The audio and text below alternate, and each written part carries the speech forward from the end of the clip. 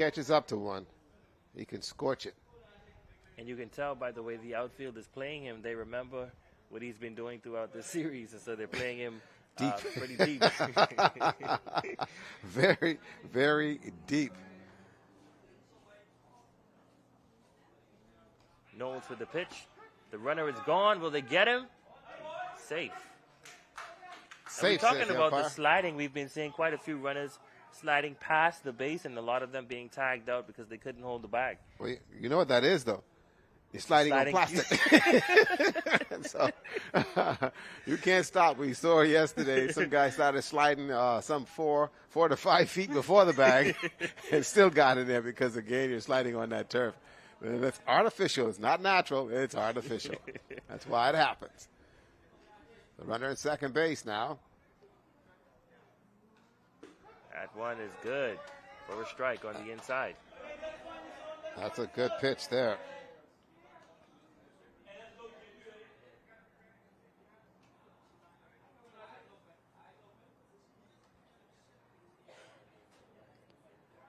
Very good morning here for baseball. A light breeze coming out of the southeast. Runner gone again. He fouls that one off, which is good news. There you go. Hit and run was on. It's not too hot today. Oh, yeah. You feel some breeze coming under here now. Oh, yeah, I found that out this morning. It's nice. It's nice. Nice, beautiful, beautiful morning. Good day for me to wear black. There you go. Boy, listen. You're braver than I thought. Well, I had to wear it one of these days. I'll pick Sunday. I'll pick the day. Make it happen.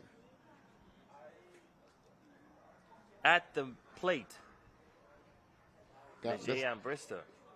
What does he do?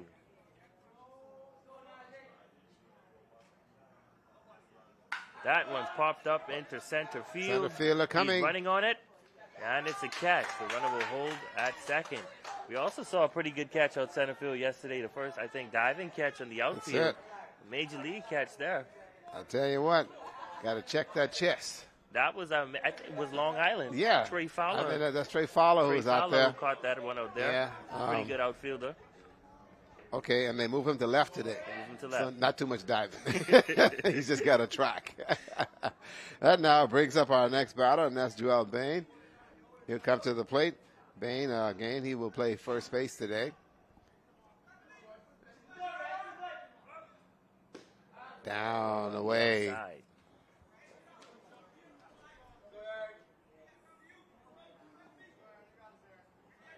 Beautiful day. Checking the runner. Making sure Burrows doesn't move. Shot up the middle. It's going to drop in for a base hit. And they're going to call him. Here comes the throw. Not in time, and it gets away from the catcher. And he's making the He's turn going to try to go to third. He holds it. He got it. There you go. For the triple.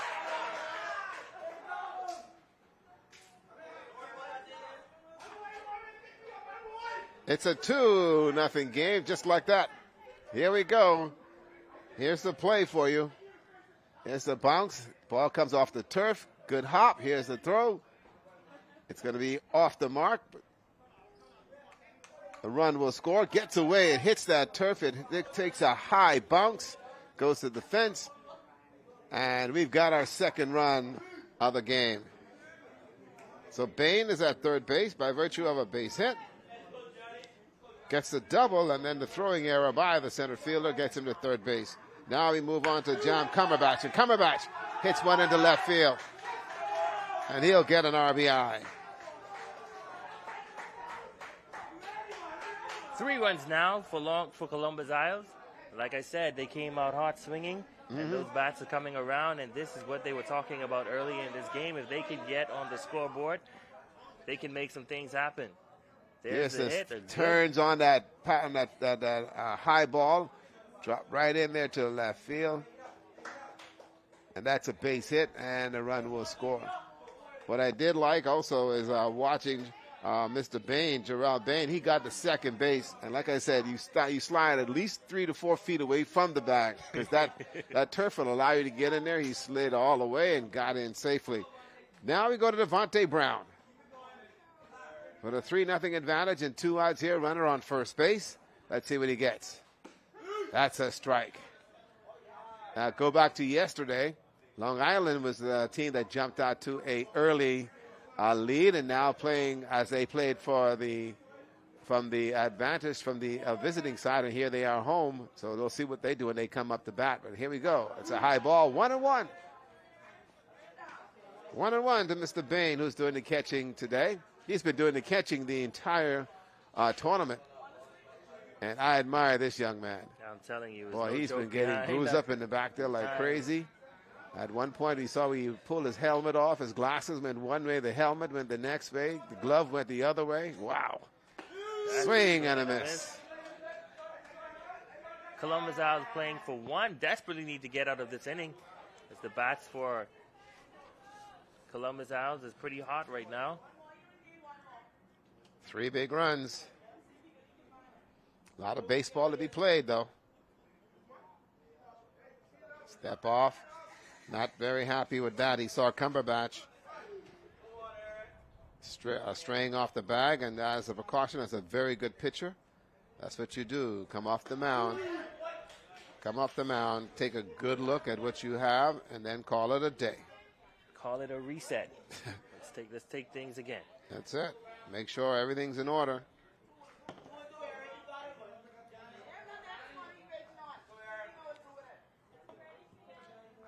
Devontae Brown at the plate for Columbus Isles. What does he do? Pop fly. Foul ball. That one flies away. Let me tell you that today we've got a very good schedule for you this morning. We got Columbus Isles, Long Island on the field. That'll be followed by Bimini and Grand Bahama. And then it's going to be the team that is Eleuthera and Micah will play our afternoon game. So it's an early day for the baseball players. That's because of the ceremonies taking place at Clifford Park. So the guys can get out and enjoy the independence celebrations over there.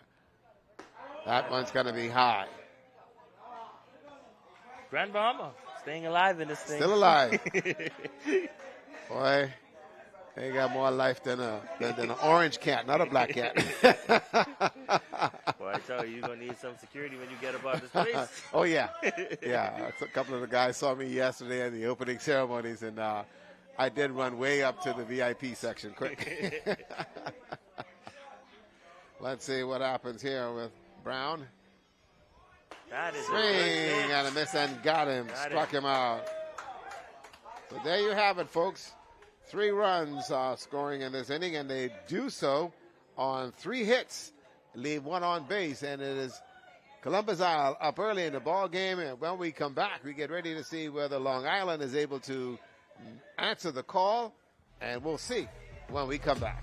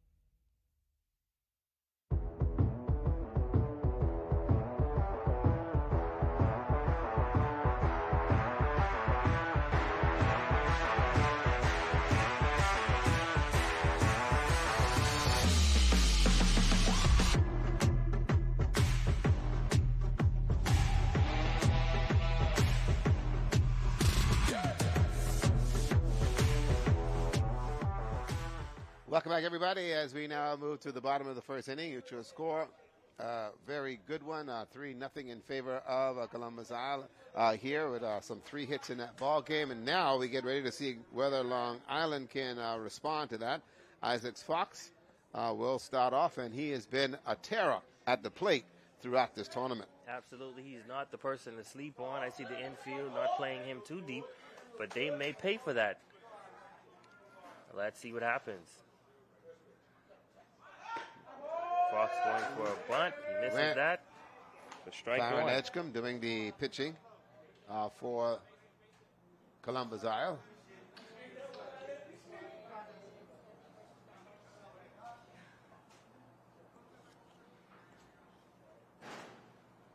That one is sent high into the air on the right side. The first base making a play on it, but that's a foul ball. 2 strikes on Fox early.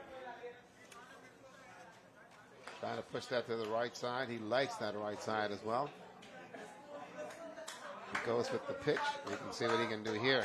He's playing center field, and on the on-deck circle is Aaron Knowles. You know, on the outfield, there's a pretty huge gap between the center and the right field. If you can get it in there, that's pretty much a score for you right there. A good stop by the catcher there. But as you said, on day one, it's a lot of real estate out there. Plenty much so, yeah. I've been out there and walked around. Boy, you can only hear your heartbeat out there. That's how quiet it is in the outfield here at this stadium. Edgecombe delivery. Fouls that one off to Dead stay ball. alive. And Mr. Fox is not taking anything, swinging at it. Anything that looks close, he's swinging at it. Yeah, he's here to hack. I don't care how you try to measure that up. He is here to hack, and he's going to make it happen. As the leadoff batter, your job is to get on base. Yeah, good breaking ball. Got him for the strikeout. There you go. And so they got that first out. He didn't run. I think frustration as well is what really created that. And so he'll come back to the dugout. Take a look at that curveball once again. Yep. There it is. Late breaking ball. Beautiful pitch. Before the day is finished, somebody is going to have to go get Devontae Brown some glasses. Every time he takes that helmet off, the glasses goes one way, the helmet goes to the neck. Now your batter is going to be Aaron Knowles. Your pitcher. That's right. For the Sheep Runners. And he takes one on the inside. And Long Island has a pretty young team playing in this Bahamas games. Absolutely, and I think what they've also looked at is the fact that they do have a viable program also in Long Island. So they did also take advantage of having quite a few players at home, and also those who have come back from school that are also playing ball abroad, and that has also helped out as well. That is a good pitch for strike. Right down the barrel. This young man looks like he can pitch the ball. That's it. Edgecombe making it happen. No, he overthrew there. 3-1. Overthrew and didn't make it happen there. Let's see what he does here with this pitch. 1 out here in the bottom of the first inning. That is a good one. He got him looking. There's 2 strikes. Looking. Now, all you need now is your umpire to do a little hop. And you got it. And we're ready to roll. Then it's play ball after. Yeah, he's got that move. Okay, he walked it. The umpire's got that move. He got a little dance there. So he loves those strikes. I like it. I like it. So going down to first base. It's different from the little one finger that we've been seeing. Mr. Aaron Knowles, he'll go down to first base. Jaden Cartwright will come to the plate. That's Panda for you. There you go. He's our first baseman. He's been playing first base for the duration of our tournament. Runner on first for Long Island now. Let's see what happens. The score, 3-0 at the bottom of the first.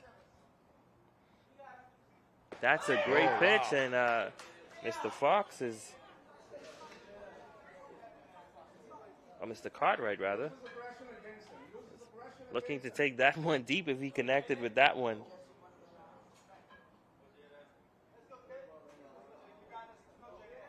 Jaden. throwing over to first base to see if he can get the tag. But he's safe. Wants him to stay honest.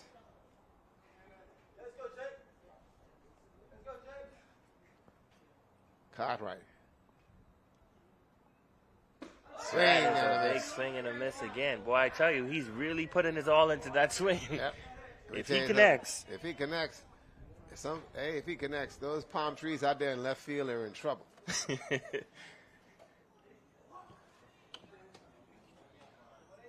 Looking over, Edgecombe checking the batter, goes back over, and they'll call him safe. Want to make sure celebration yesterday for Long Island and that big win yesterday afternoon. Now back on the diamond today. Columbus Isle trying to see if they can keep pace with the teams in the losers bracket. Again, undefeated, Andros and the New Providence. It's going to be outside.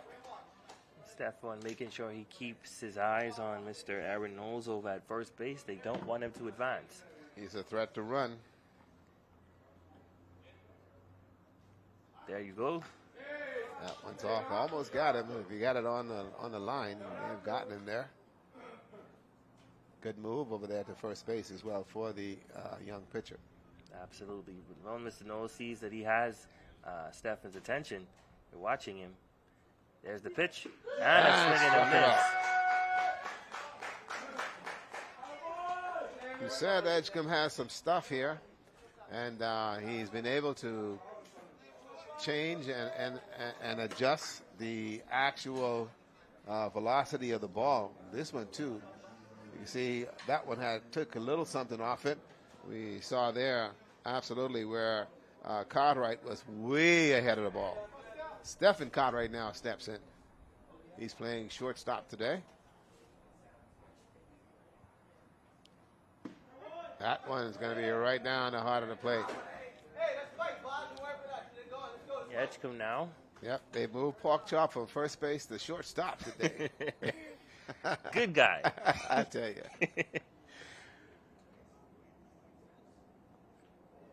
Still checking on first base. Runner goes. There he goes. Mr. Knowles, will he get him? Yep, see, he gets in safely. That's a good slide right there. Still going past the bag. There you go. A little issue there. Brown, Devontae unable to get that one out quick enough. But it gives the Sheep Runners a runner in scoring position. So moving down to second base. Heads up play there is Aaron Knowles. Okay, here we go. Stephon in the batter's box. He's been a disciplined batter thus far. That's Right one up the back middle. of the pitcher. Mr. Knowles will round third, and the third base coach will hold him. The runner called out on first for the third out to retire the side. What a play there to get the out. Absolutely. And the ball rolling on this turf. It just slowly and surely just rolled right into the glove. And here's the swing up the middle. Comes off the mound, takes a hop. It slows down somewhat. There's a runner going to third base. Nope. But the throw to first, yeah, right in time. And they get the 1-2-3 outing and a walk issue to Aaron. So they end up leaving one on base.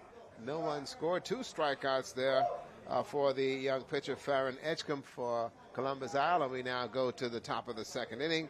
And when we come back, it's going to be Ramiko Bethel, followed by Charlton Ferguson. And top of the line, we go now to Stephen McKenzie. We've got a 3-0 ball game. We're live here at the Andre Rogers National Baseball Stadium. Ricardo Langborn and Rico Knowles. We'll be right back.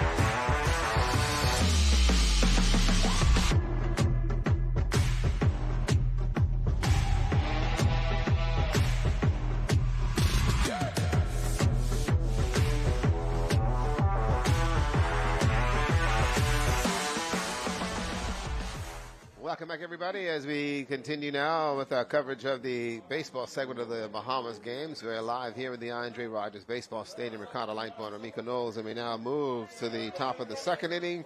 And Ramiko Bethel is going to be a batter. He is playing the left field today with a 3-1 advantage to Columbus Isle. Columbus Isle came out early and scored 3 runs on 2 hits.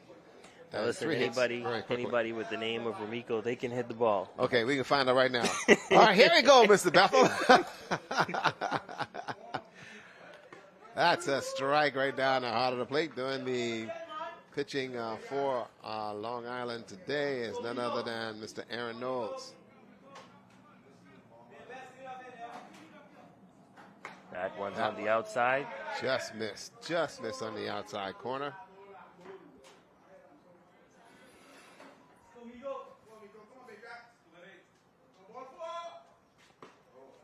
Swing and a miss. Boy, he took a little something off of that. He's just getting his practice in there, you know. Yeah, there you go. Okay, that's it. Practice. Now he's ready. Now he's ready. Not a Ramiko Knowles. 3-0 our game. That and one he fouls fouled it off. I tell you, at least he touched it. I think that's important. All right. Come on, Ramiko. You got a fellow over here pulling for you big time, man. You got the name. There's a shot there of the pitcher. That was, oh my gosh, that's a good one on the outside there. Ramiko will head back to the dugout. That's 3 strikeouts now. I tell you, it's another K there for young Mr. Knowles, Aaron Knowles. We now go to Chatham Ferguson. This is his first time at bat, and he's now crowding the plate. Yep, and that one is right on the inside. Got the sign, crowding the plate, see if he can find something to hit. Good view there from Mr. Knowles. That one's back to the fence. 2 strikes, 3-0 our game here in the top of the second inning.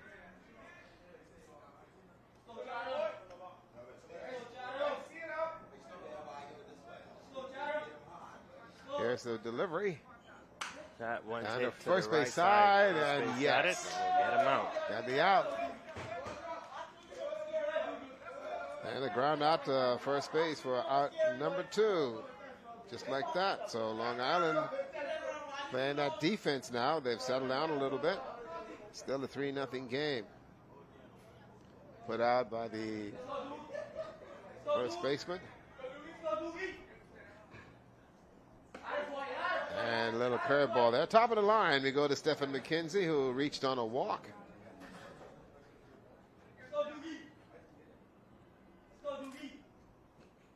Good And that curveball fastball, there. boy. Was it a fast? That's it. He had a little something on that. He had a little something on that. Wow. Nickname Doogie? Okay, I'll leave that one. I'll leave that one right where it is. That's going to be hit. Down to the third baseman has to throw. And way off the mark. The coach tells him to go, but he stays. Smart move. Smart move. The ball came off the fence very, very quickly. So that's an error by the third baseman who fielded very well there, and that's Miller. And first base is McKenzie. Here's the pitch.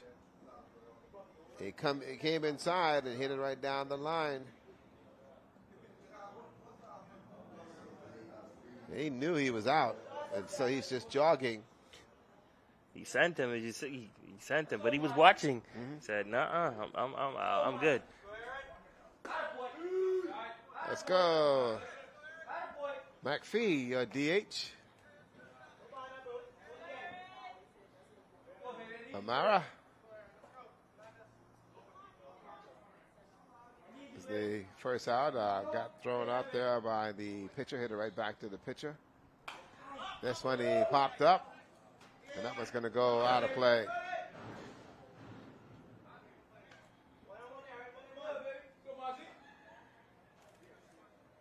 Absolutely fantastic.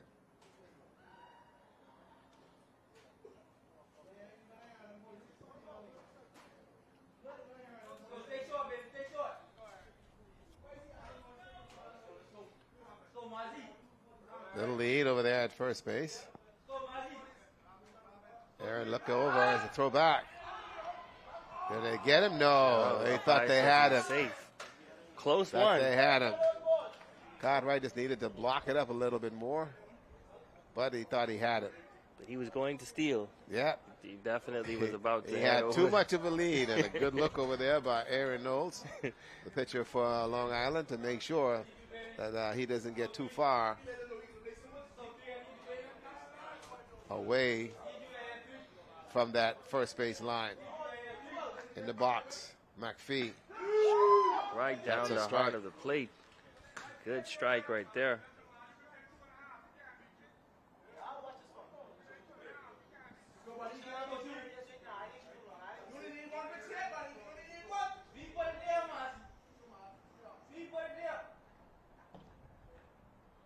And throw back right there. Getting a lot of attention, over there. Oh, wow. Somebody turn on the air condition here at the park. Nice and cool. I'm loving breeze it. blowing I'm in. loving it. Coming out of the east. Swing out of this and got him. Beautiful off-speed pitch there by young Mr. Aaron Knowles, and got the out. So no damage done there. So no run score. Still 3-0 on 3 hits here. Leading the game is Columbus Isle as we are now completing 1.5 inning of play. There we go. He looks over. Double checks. Here's the throw. Yes. That's his way out front on for that. the game. He's really pitching. Yeah, he's doing a lot of good stuff up there. We like to see that, and so giving you the right opportunity, he can make some things happen. So right now, as we go to the bottom of the inning, we're seeing from the defensive side that both teams now have settled down. That 3-run opportunity there given by Columbus Isle, and they did so again on some pretty good hitting. And then we've seen where the Chief Runners are now trying to negotiate how they're going to get back into the game. Coming up is going to be the second baseman, and that's my good friend, Mr. Zervos. He's going to be there, then followed by Nathaniel. So the two brothers playing back-to-back here. Is that a secret? Maybe it is, maybe it isn't. Well, let me tell you something. Nick and Nathaniel is going to be coming up here. We'll see how that all works out. I like that kind of attribute. Some things can happen there.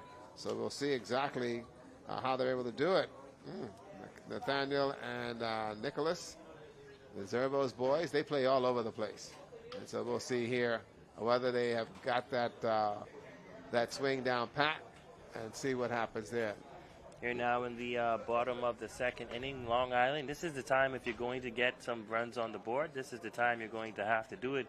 As we've been seeing all throughout this tournament, the game is won basically in the third and the fourth innings. And if you're not on the board by then, I guess fatigue sets in and time runs up on you and the game is called. And before you know it, you got the loss. But now we're going to see what happens as Nathaniel Zervo steps to the plate for Long Island Chief Runners. And he's been pretty kind of consistent throughout this tournament so far. He's kind of, at this point, being there at least fourth or fifth game, he should have an idea of what he wants to do when he gets to the plate at this point. And as we've been seeing from... So he should be able to come make it happen. And also want to welcome you back here to the to the Andre Rogers Baseball Stadium. You'll go there later on, there last night. But here's the delivery. Nick Zervos. That's going to be down and away. He's going to find one here that he needs to really look at and just drive somewhere. He's playing second base, and he's way ahead of that one. Way ahead. I mean, and young Edgecombe is really throwing this ball. He has 3 Ks so far for the game as we head into the bottom of the second inning. That's 2-1 on him now. Absolutely.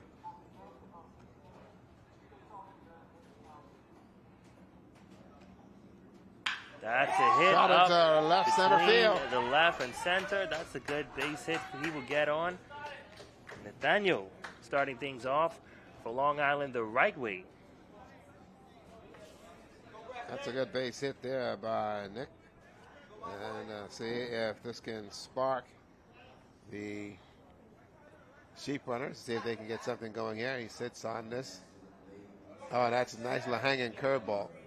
And he just stayed on it and just drove it right into the left center field. Couple bounces. There you go. He's also a threat to run. Yes, he is. Pretty close one there. Umpire calls him safe. Mr. Preston Cartwright to the plate now for Long Island sheep runners, looking to make some things happen. Well, we're going to see what he can do here.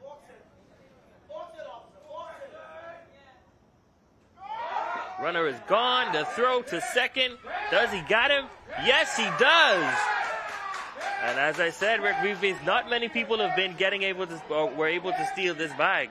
You know, the catches have been on point, and this is one. And Nathaniel is a pretty good base runner. We've been seeing him throughout this tournament, but this time they got him. Nothing happening there.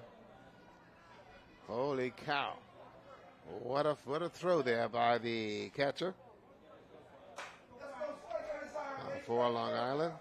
For Columbus Isle. That's a good one. Absolutely fantastic.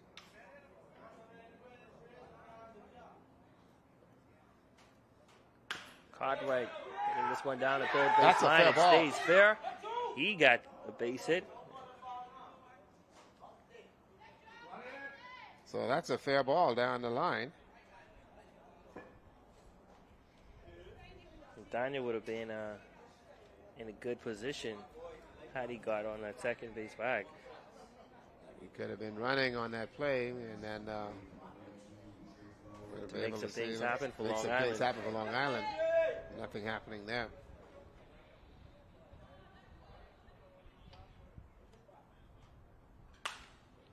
That one's popped up in the air.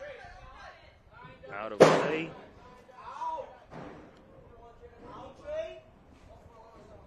Wow, interesting enough.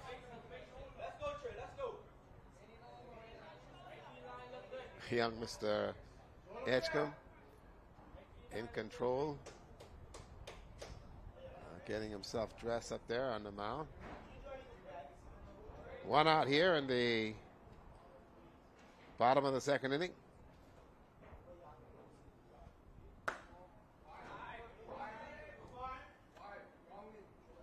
Got to find a pitch you can drive. The count now goes to 1-1.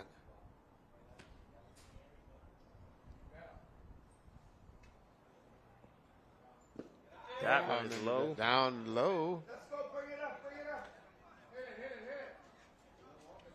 Wow, let's see what he does here. That one simply just came off the turf. It came up very, very quickly. His go-to pitch has been that fastball. Let's see if he still has that here going. That one's on the outside as well. A little low, a little low. A little low.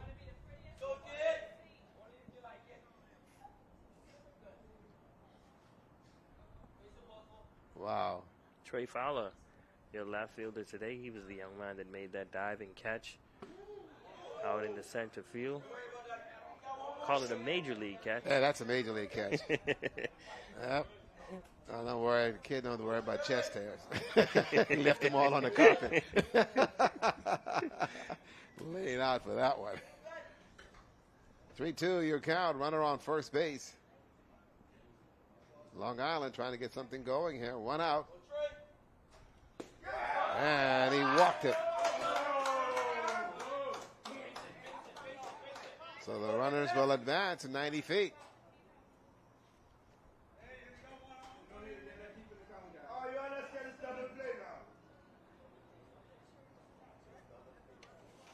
Now he'll have a little quick powwow here on the mound. Basically just to go over the defensive set. So everybody knows exactly what they're going to do. The officials will come over and let them know that's one visit. All right. But I don't believe there's going to be much issues here. It's just a matter of finding out who's going to hit the ball and hit the ball well.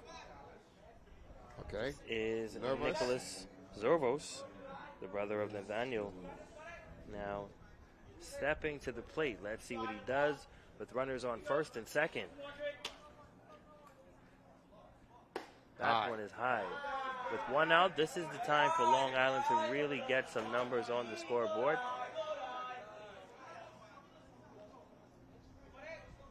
Interesting to see how this one here is going to pan out. That one is High high ball. as well. That's good. Overthrowing now. I know you feel some pressure. Well, this is when the pressure is on you, when those runners are on base, and you really got to make something happen for your team. It's all on you at this point. That's it. It's on that right arm. This is where that arm starts to get a little bit heavy. Took some steam off that one to put it across the plate for a strike. Heads up play there in order for that to happen. Smart kick.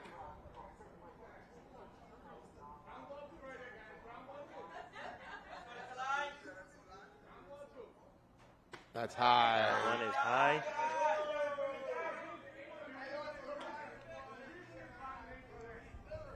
One out here in the bottom of the second inning. We've got a 3-0 ball game. Right now for Columbus Isle, for Ron Edgecombe having some control issues.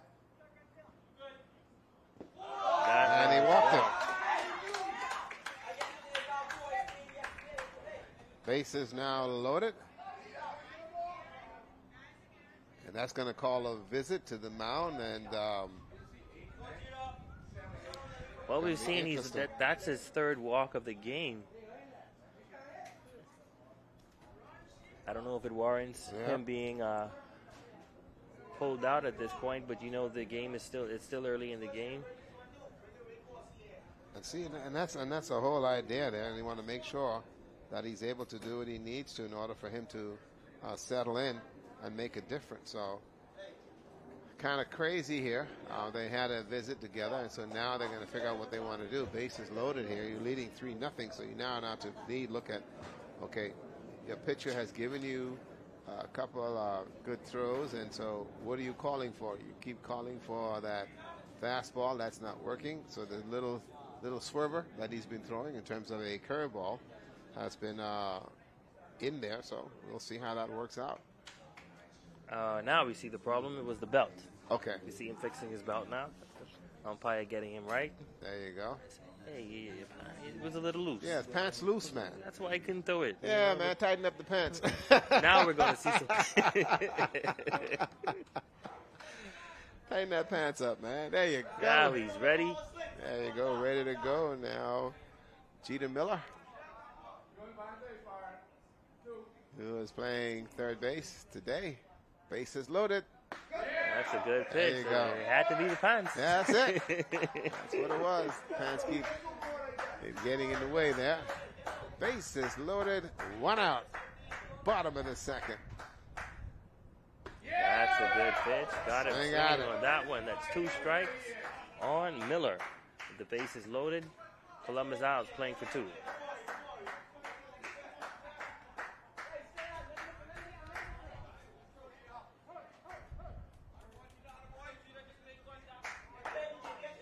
Double checking. The umpire out there on the field, making sure they have everything in order. Here we go. So they're in between the plays. Here's the pitch by Edgecombe. That one is high. High, but had a little bit of speed to it. 1-2 on the batter.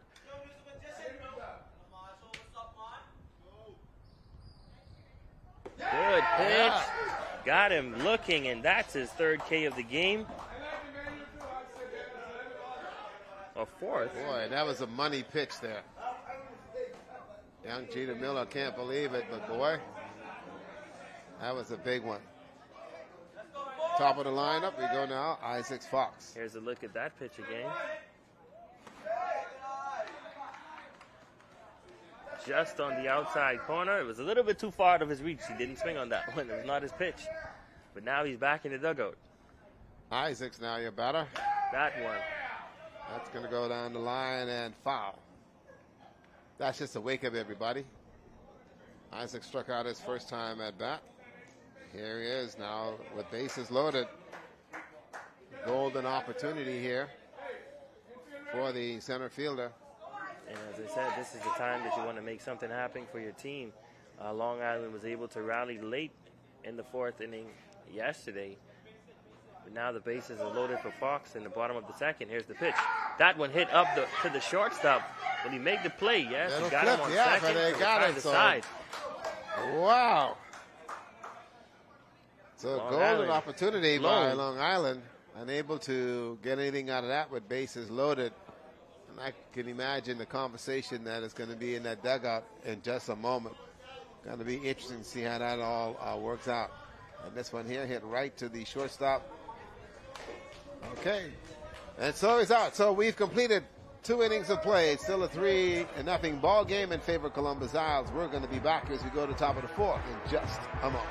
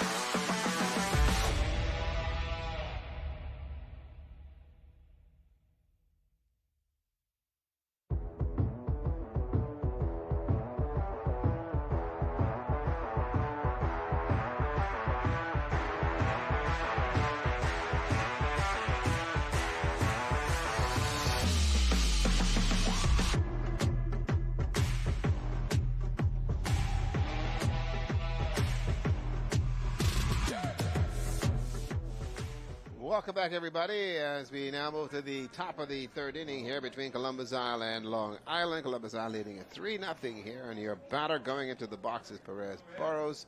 Let's see what he can do here. Up the middle, that's going to be a bullet. First pitch, rocket up the middle, base hit.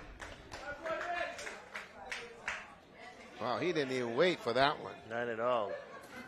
And Columbus Isle's bat have been hot since the start of this game. They're not taking anything. If it looks good at the first pitch, they're swinging on it.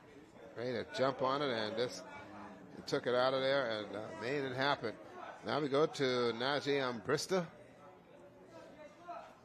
Fly to center field, his first time up. Let's see what he can do here. Runner goes, and the ball is loose. Stolen base. There you go. And almost an accident at second base. And Fowler is laughing. Little chat like, see me coming. Yeah, man. You couldn't get me. You couldn't get me. You couldn't get me, man. Oh, God. Here we go, folks. We're in the top of the third. That one hit up the middle. And the three got the catch to keep the runner on second base. 1 out. That's his second fly ball to center field, which means he's seeing the ball pretty good. But again, getting the ball out there in the center field. Getting the ball out in center field, that's another scenario. Wow. So runner on first base, and that's Perez Burrows. This now brings up Janelle Bain. And Bain had a base hit.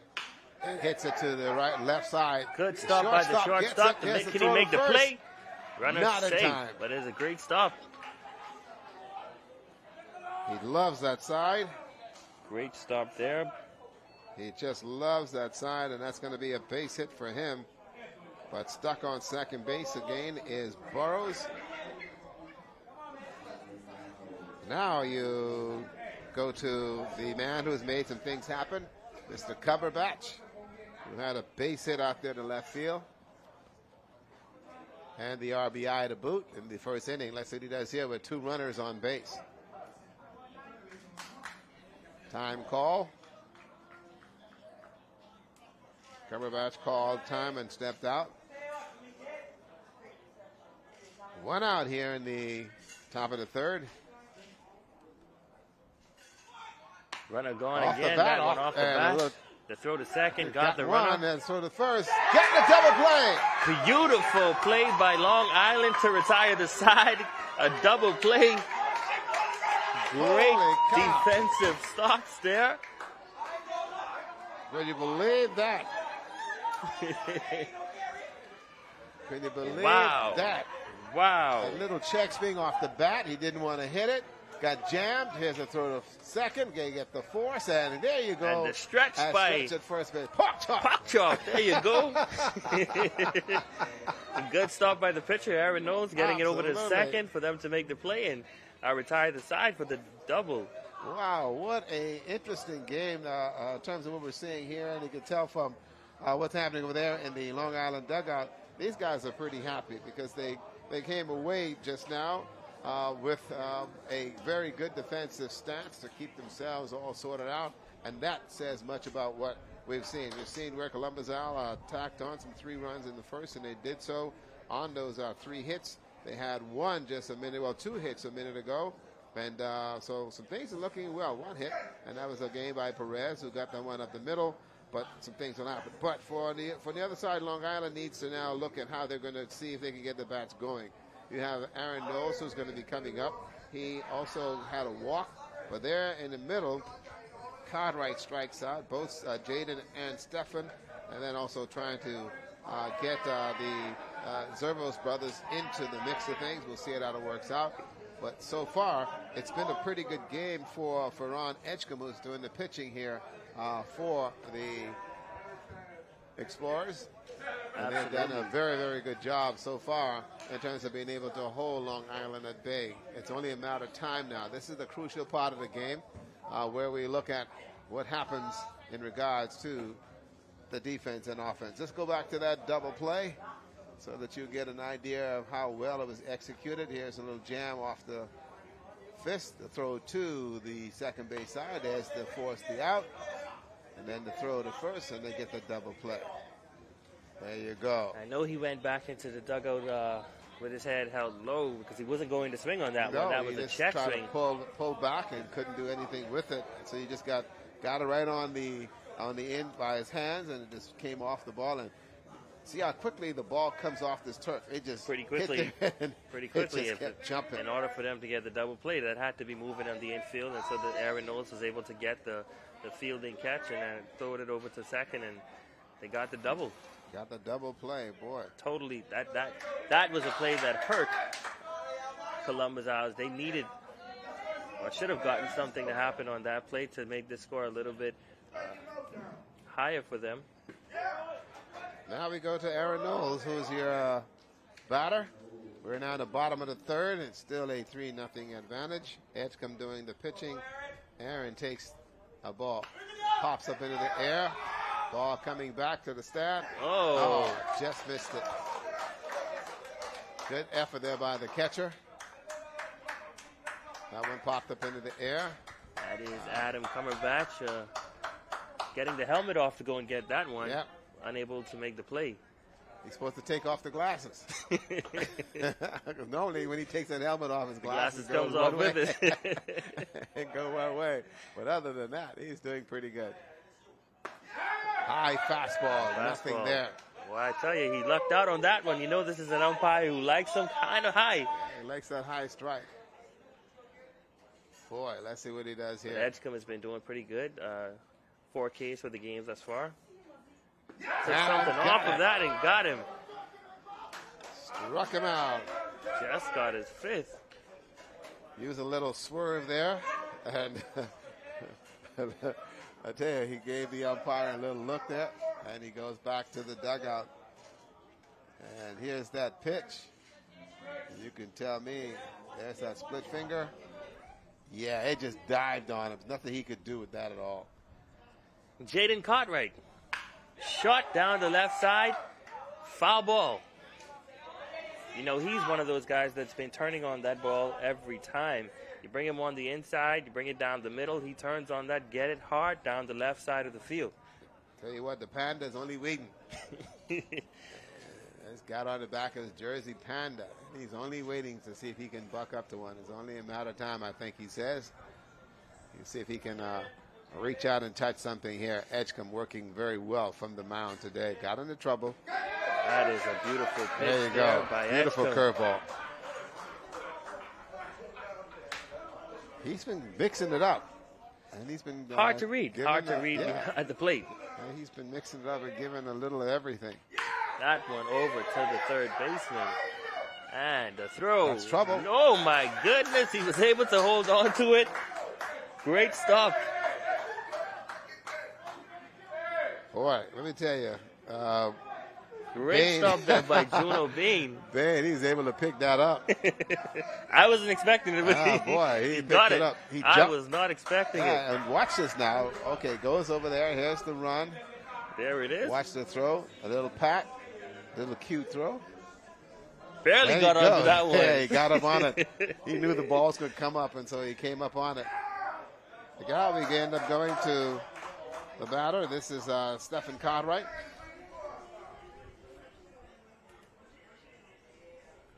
Long Island needs to get on the board here. That one's going to be away. They're well overdue. Bats have been very, very silent. Very, very silent. Hit one to the shortstop. First time at bat. It's his second appearance here in the ball game.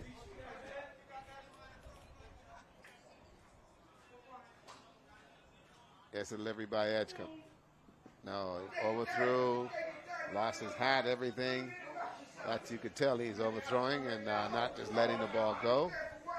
He'll get a word from the third baseman. You know, with the 3-0 lead in the bottom of the third inning, he really just needs to take it easy at this point and just throw the strikes and allow his teammates to do the work. Allow the infield and the outfield to do the work. That's on the inside. 3 balls. This is when the pitcher can kind of relax a little bit, ease up, and, reserve himself for the longer innings if it's needed. And you got the lead. Outside, so Cartwright gets a walk, and he'll go down to first base. Talked about the fact that you've got to be a little bit careful in terms of how you're able to look at your pitch count, and the pitch count is very, very important. Now we go to Zervos. And the ball right there. And a missed opportunity by the first base. Well, Cartwright fell down, and so he was not in the mood to get up and run. He's still trying. He's still working on that sheep tongue southside. Said I'll wait on Nathaniel. I'll wait. Yeah, I'll wait. He's gonna bring me over. Yeah, I'll wait on Zervos. I'm not going anywhere. Yeah, I'll wait. I trust his bat. Absolutely. Trust that bat completely. Edgecombe giving up 4 walks so far in this game. Again, another overthrow. Needs to take time out and fix the belt. There you go. Time out, fix the uniform. Okay. Yeah, Whenever the uniform isn't fixed. Yeah, shirt's getting in the way. The belt, pull that belt up. Pull the pants up to your chest. Let's go. Here we go. On the mound. Take a peek over, looks and see exactly what's happening over there on first base. Here's the pitch. There you go. That's a good one. Fouled off. First strike.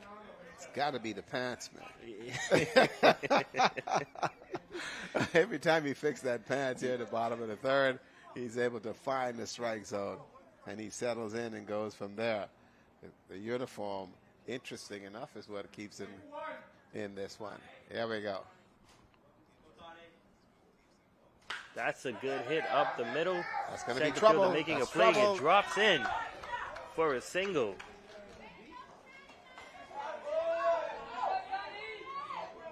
Yeah, that one dropped in. Servos making it happen there. Trey now comes in.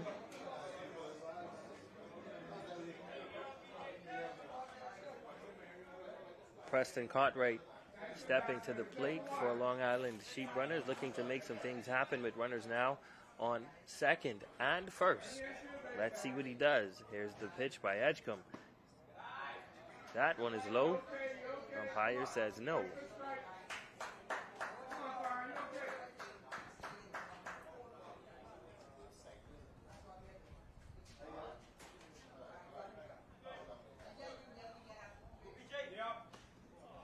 That one is high. Both runners going. Everyone's going to advance. So the wild pitch, everybody moves up a base, 90 feet. Here's a scenario for you. You've got 2 outs, runners now in scoring position, and you really need something here to happen to make it a tight game. Could go anywhere. Edgecombe now with runners on second and third, and 2 outs. Here we go. Young Mr. Edgecombe on the mound. He will work now from the windup. That one is there as well. If that ball gets by. But this is what we've been seeing throughout this tournament. When you get to that third inning, this is when those pitchers begin to struggle a little bit and where the game is decided. And this is where we've seen most of the pitchers pulled between that third and fourth inning. That's those arms.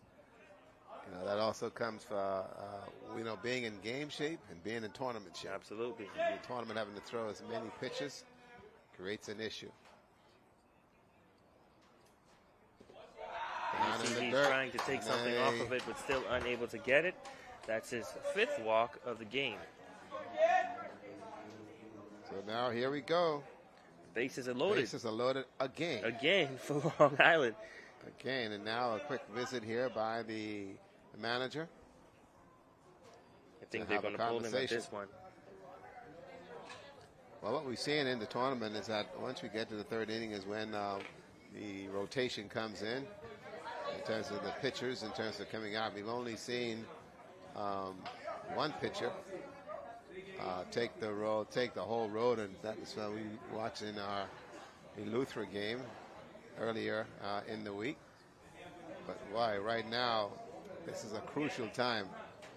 What do you say? Long Island has to capitalize at this moment with 2 outs. Going to be interesting here. Kenneth Adley, who is the head coach, went out there and spoke to young Mr. Edgecombe. Got himself all sorted out now. Here we go.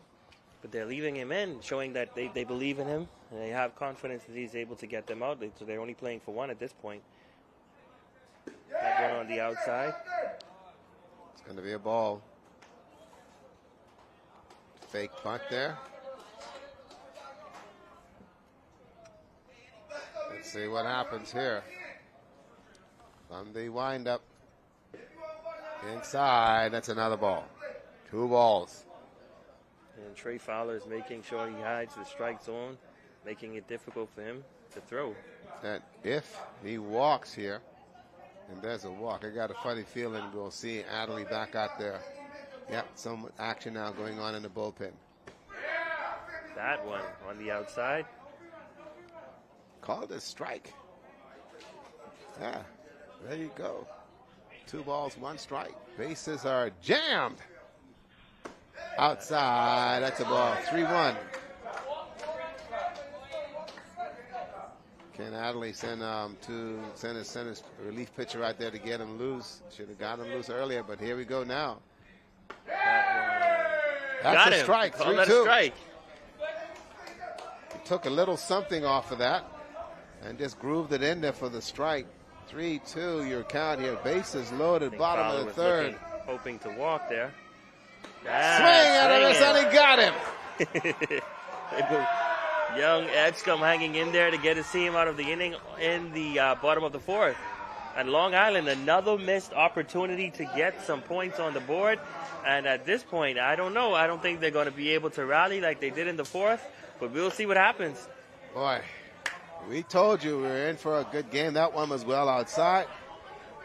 That was a walk, but bad selection there. And so we have completed 3 innings of play.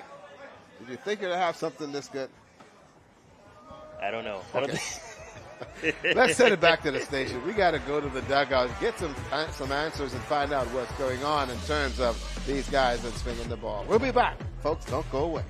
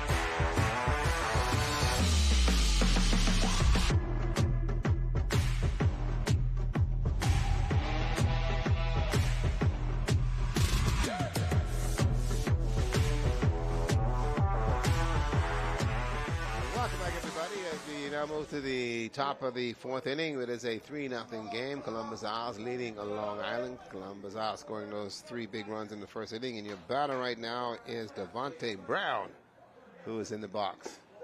And Brown struck out. Now his second appearance here. He's our catcher. Looking for something to hit here. See what he gets. He gets a ball. Brown has been a pretty aggressive batter at the plate, stepping to it, not waiting on anything. If he sees it, he's swinging. That's how he struck out in that first inning. He's a free swinger. There's Aaron Knowles. He's your pitcher, the starter for Long Island. There you go. Connecting to that one, hitting it off foul to the right side. There you go. He's going to let that one go. 2 balls, 1 strike. Knowles looking for a sign. Okay.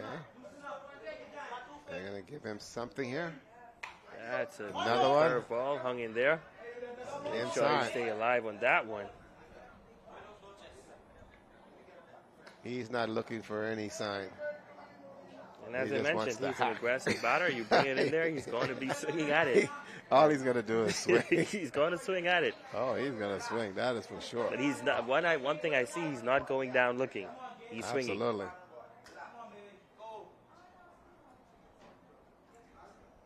There's the set. Time call. Time. He's going to call time. Brown calls time, and he wants to step out. And then also the umpire, a little communications issue. They have changed catchers as far as Long Island is concerned. Long Island, 2 occasions had bases loaded, but still not able to capitalize on that in the first and the third inning. The score is still 3-0 in favor of Columbus Isle. Yep, Cheater Miller now doing the catching for Long Island. That's going to be a hit down the line. Says fair ball. Fair ball. Runner safe on first. Devontae gets on first base. Home plate umpire says the ball is fair. Umpire said the ball is fair. You can see that again on the replay. But remember now, the ball does not have to land in fair. It has to cross the plate in fair. There it is. There's the umpire calling and says it's a fair ball. And he had a pretty good look at it, so he was able to tell whether or not it's a fair ball. The ball has to cross the bag in fair, and I think that's one of the key points there, and that's the argument right now that they're going to have here at home plate as the manager for Long Island comes out and has a word here with the umpire.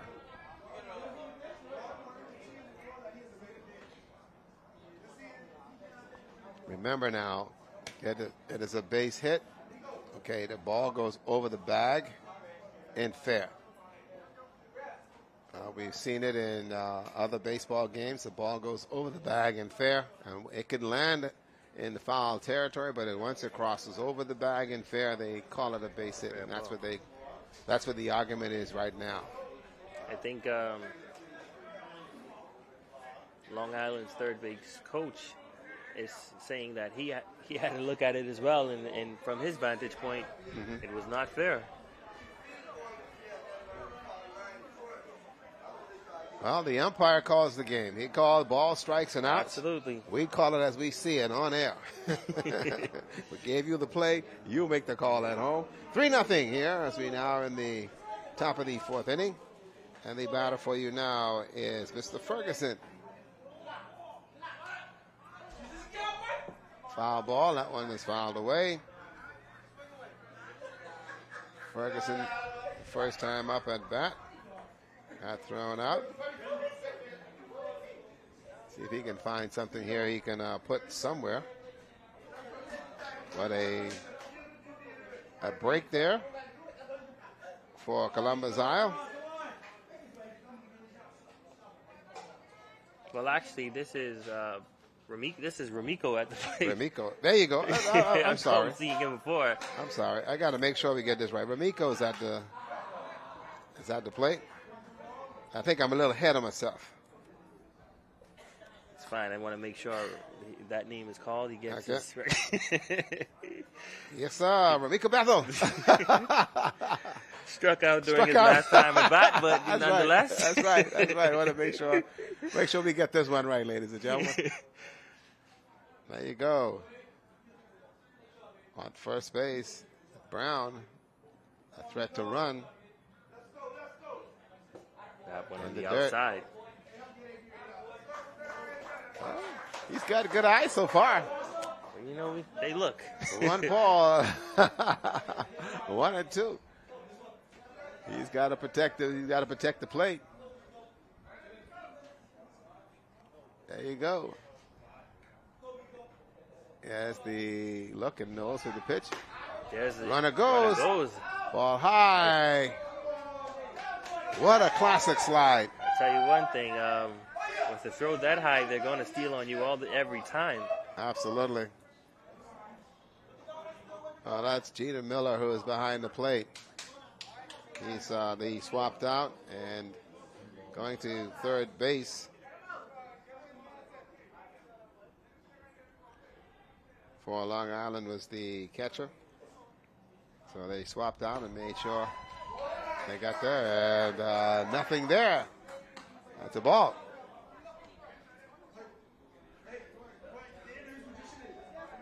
Ramiko Bethel. Still at the plate. Staying alive. Ain't dead yet. Still getting that name call, too. Still getting that name call. Outside, 3-2, the count, and he gets a walk.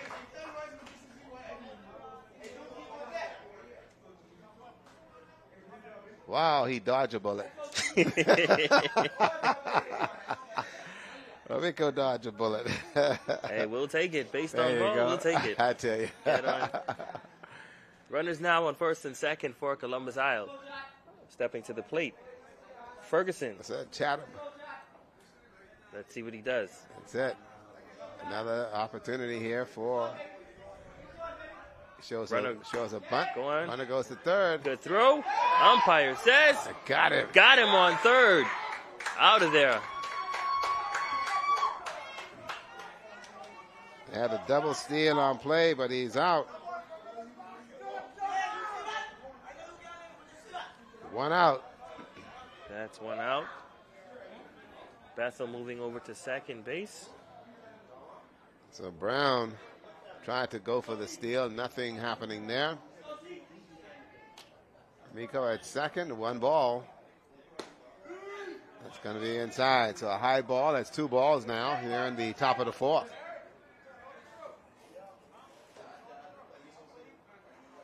Game moving along very quickly. 1 out. Good. Ball gets loose. Comes back to the fence.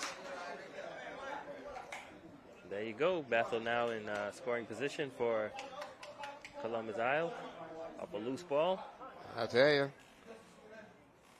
Miko may get a chance to score here with 1 out on the pass ball, or if you get something here from Chatham.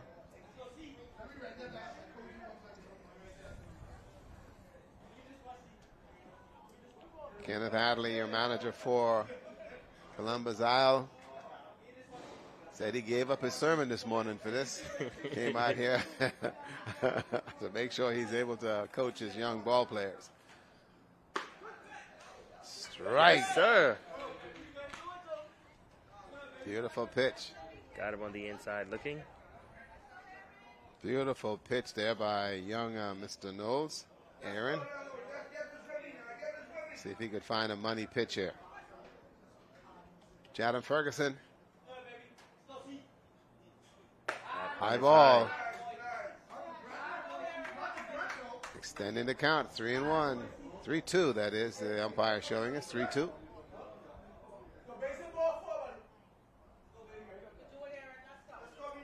2, the umpire saying, and so we'll see. This is a money pitch here with 1 out. That is a beautiful curveball. Dead ball. Fouled off. Dead ball called. Aaron Knowles has 3 strikeouts for the game so far. Looking to get his 4th on Mr. Ferguson. Let's see what happens.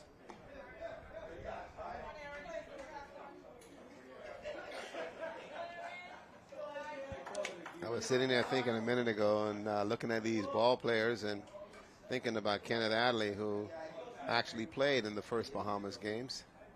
And here he is coaching in the 6th. That's in the dirt.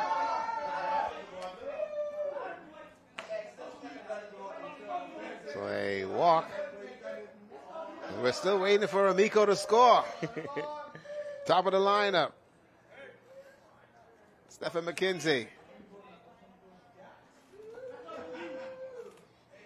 Runner on first base. Second base is open. 1 out here in the bottom of the top of the 4th. Threat to run. Ball goes and gets away. His way. Well, there you go. Now you have it. Yep, and going all the way to third base. Rico scores for Columbus Isle. And Ferguson gets over to third. All the way to third base. On a wild pitch. Make it now a 4-0 game.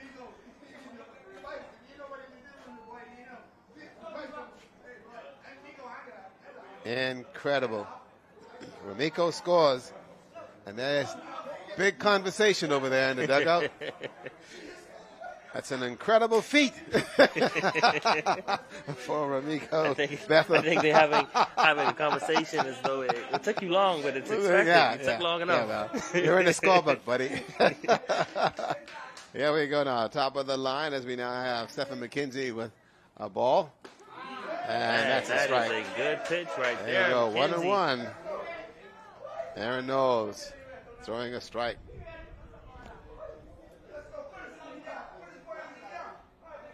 Here's the pitch. Fouled away. Goes back to the screen. 1 ball, 2 strikes. Top of the 4th. 4-0 in favor of Columbus Isle.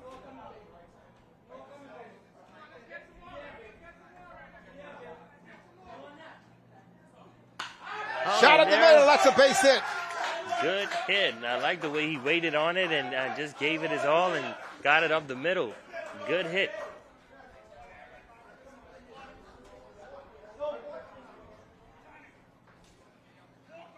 Two runs scored in this inning alone. 5-0 now in favor of Columbus Isle over Long Island. Young Aaron Knowles looking over there to the dugout, talking to his manager. Amaj McPhee now at the plate for Columbus Isle. Good hit up the middle. Shortstop can't get it. The runner will go to third. Good backup by Aaron Knowles there. It could have been catastrophic had that ball get past. Nonetheless, runner advances to second base. Beautiful, big, good, beautiful. A little bit of hitting there. Waiting on that curveball, and then they stayed on it up the middle.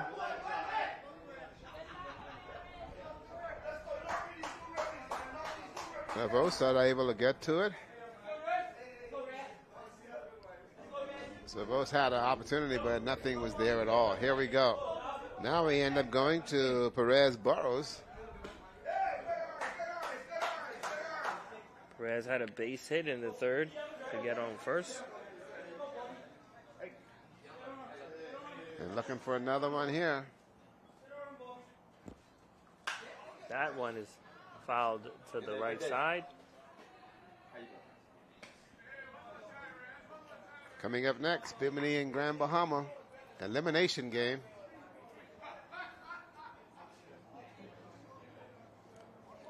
Perez has been pretty consistent now, 2 for 2 at the plate. Absolutely. And this guy is swinging. He's not checking at all. He's swinging. He is not checking at all. He stopped offense in Salvador and brought the lumber. He stopped offense in Sal and has the lumber. He is chopping away. That was high. It's going to be high. Runner goes home. Will he get it? Got him at home plate.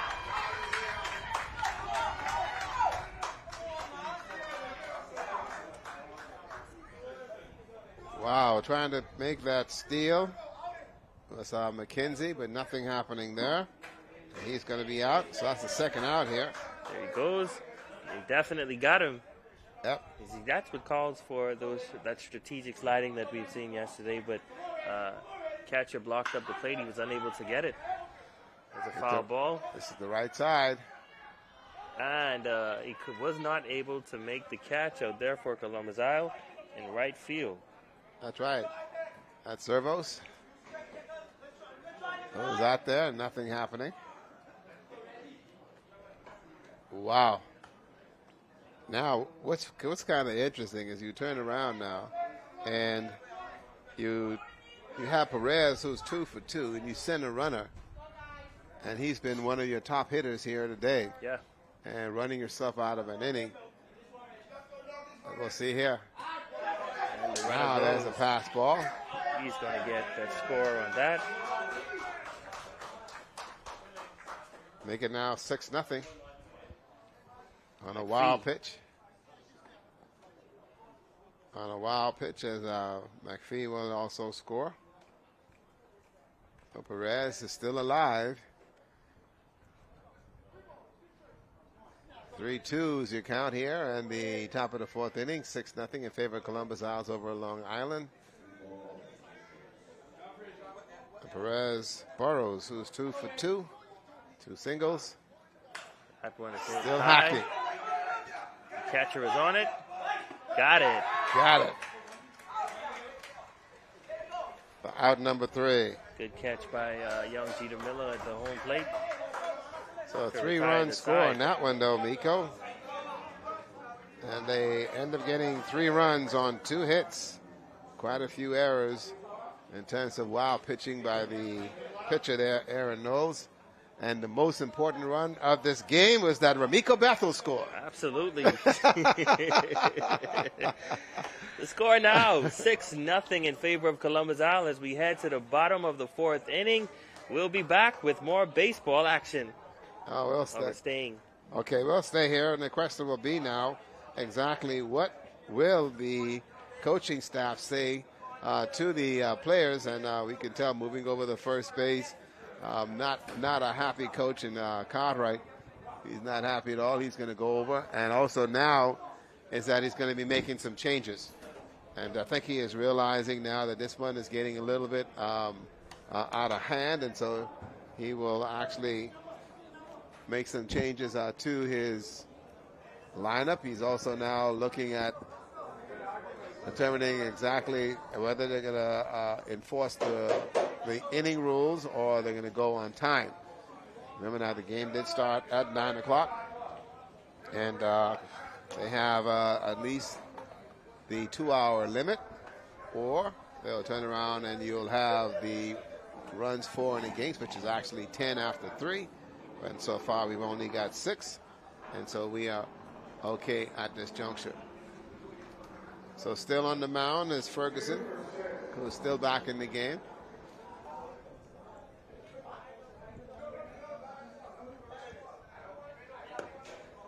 And so we'll see what happens here.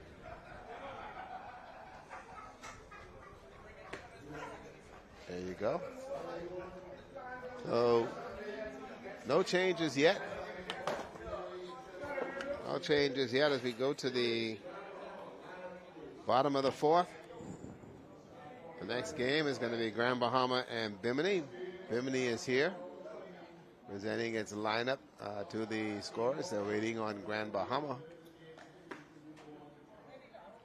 I think at this point, because of what we've been saying throughout these past 2 days of playing, once you get to that third and fourth inning and you see what the scoreboard is looking like, though, the teams that are leading up to the third and the fourth inning is pretty much the winners of the game.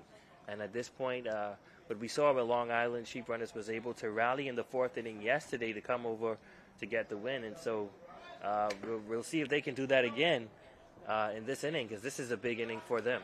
Very, very big inning, and we'll see exactly how this one's going to pan out here. And again, it's all a matter of arms. Now, keep in mind that the baseball seasons for many of these islands is non-existent. And so they have not played enough baseball. They've been only practicing. And so they've only practicing, and so having live play and to be able to go the distance becomes an issue. Okay, now we get to Zervo, sorry. Edge in the box. Still pitching for Columbus Isle. He's been struggled a little bit in the last inning, but the coach has decided to show some confidence in him and leaving out there. Not many games where we've seen the pitcher go the distance. And that's 2 balls. Ball down and low.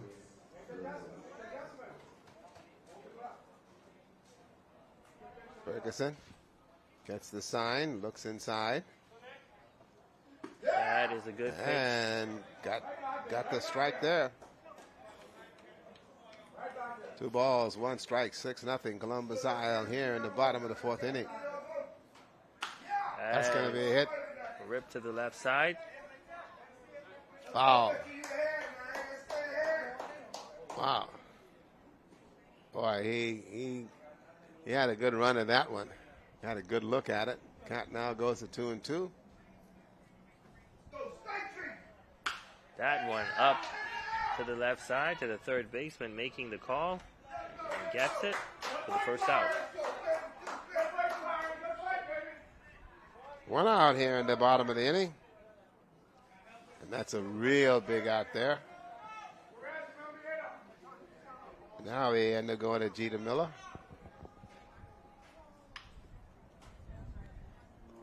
Who is now going to step to the plate.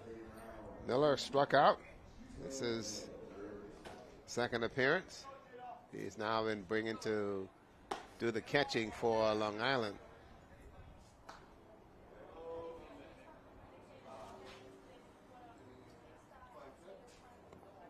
Here's the delivery. There you go. That's a strike. At this point, right now, let me tell you, Ferguson is just saying, okay, I'm just going to groove it in there. If they hit it, they hit it. Let's just get out of this inning. Nothing fancy, nothing special. Just throw it in there. You see there, he tried to go to that curveball. 2 balls, 1 strike. Bottom of the 4th. That is there you go. He may have found his groove in the 4th. That's it. I think he's smart pitching here. Nothing fancy. Just put it over there, and if you want to hack it, hack it. If not, I get the call on the corner. Good pitch, hit over the third base. He's unable to get it. He's going to go for 2 on that one. The throw by the left fielder. And again, it was a close one at second base. You see these players, they're sliding out. I don't think they're used to the speed. No. That's incredible. That's incredible. Jeter almost slid all the way out into left field, left center field. I was passed by the bag. Boy, almost did all of that. But he got in there. Well, here's the play for you. Watch the throw, and he is safe over there. That'll take us to the top of the lineup for Long Island, and at the plate now is Isaac Fox. He's had 1 strikeout, hit over to the shortstop in the second inning where he got out. And so he's not been able to get on base for the day. We'll see what happens here. Well, he fouled 1 off, so count now goes to 1-1. Wow. Jeter on second base. And this is the inning. Long Island needs to make something happen if they're going to get back in this game. One out. Make it.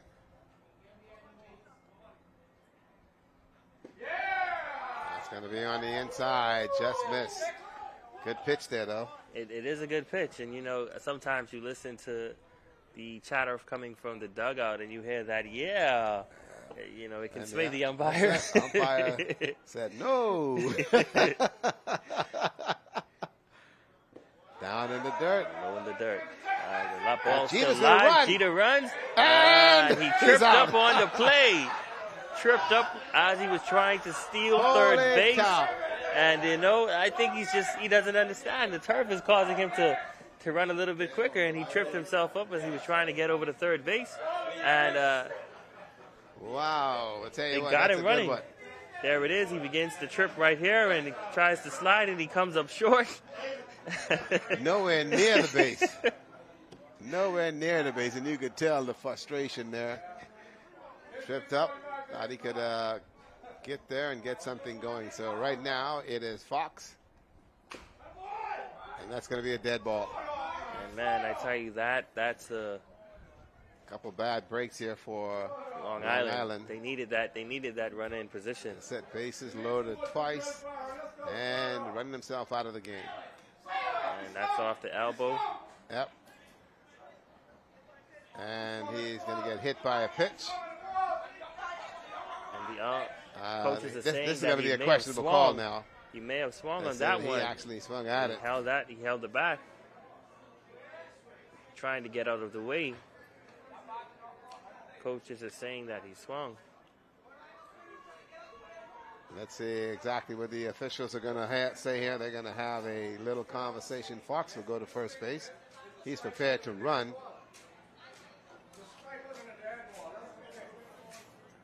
And they're going to give him the base.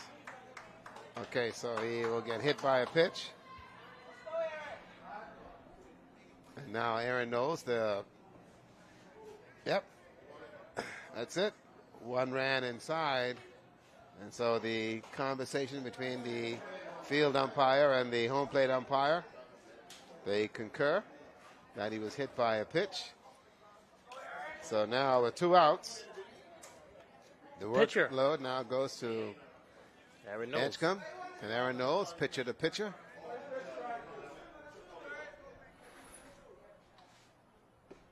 That's a strike. There you go. This guy, Edgecombe is smart. Has been able to find his groove in this 4th inning, just consistently throwing strikes. Yeah, he's smart.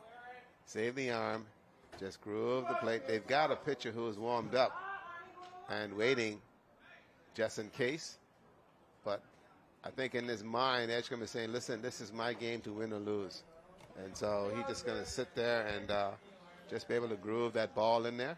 Absolutely. And let the defense do their thing. And as a pitcher, it feels good to be able to say, I shut them out. Yeah. Shut up. Completing the game. And that's what he's looking forward to. Trying to complete a game here.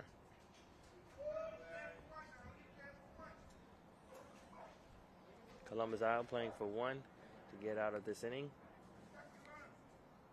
And that's going to be down.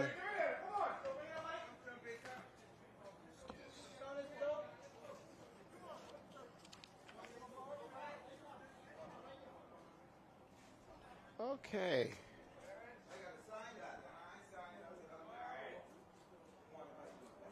You'll look over.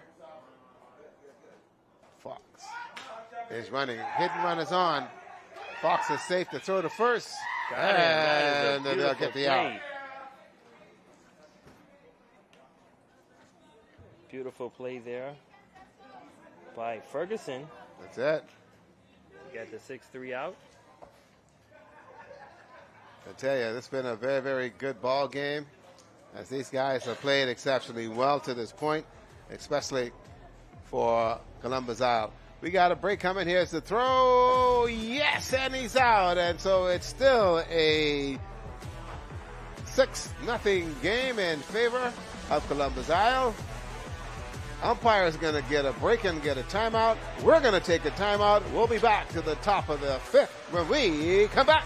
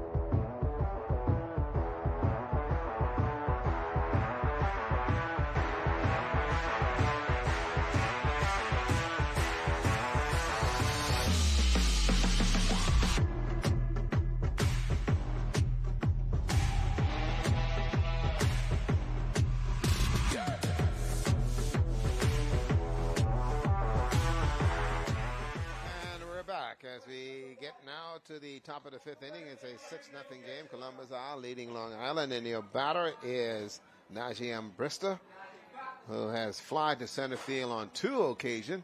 Let's see what he does here. That's going to be outside. It's going to be a ball. It's 2 balls on Brista, who is getting encouragement from the dugout here in the 5th inning. We've had very few games get to the 5th.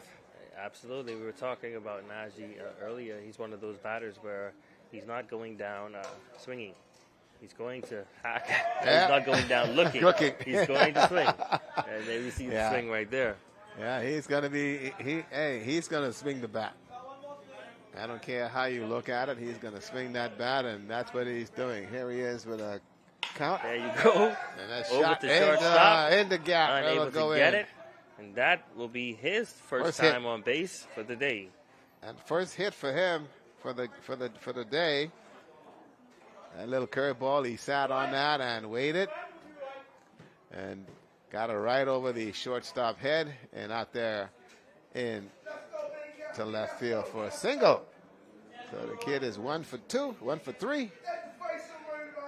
Not Long bad. Island making a change in the pitcher. We come back to the inning with Jaden Clark right now pitching and Aaron Knowles going over to first base. And so the change in pitching may result in something good for Long Island. We'll see. We'll find out right now. Here we go. Drell Bain. Bain in the box. Bain with a base hit to left field. And then also got thrown out. Right back to the pitcher. Runner goes. Runner goes. There's Brister. And like I said, the catcher has been unable to get those throws. Oh, I think right now Jeter Miller, who's behind the plate, he's only 122 pounds, and the equipment he's got is 100 pounds, so kind of hard. He's used to playing third base. On the outside. That's a strike. That's a strike. Umpire calls that one strike. Okay. Yeah. Didn't give us a hook, but he gave us a finger. We're back to the finger. Back to the finger. Down in the dirt. 3-2 is your count. 3 balls, 2 strikes. Runner on second base. That one on the outside. He swings defensive hitting to third base to the shortstop, and they'll have no play. That's going to be counted as a base hit.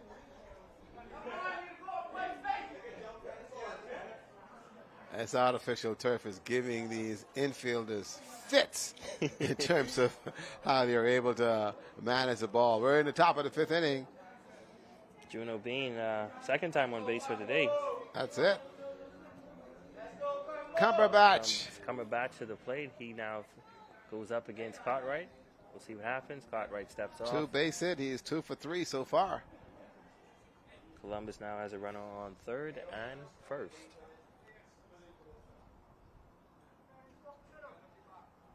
Jackson looks over. They step off the mound. Concentrating on how he's able to see what he can do here. Bain is a threat to run. Bain is strike. I think Bain is going to show. Bain over there on first base is going to show he can run. With nobody out, he should be running. We're seeing that right now. Jeter has some issues getting the ball out. Absolutely. If I was the runner on first, I was going to be running all day on that. Should be running. Looks over.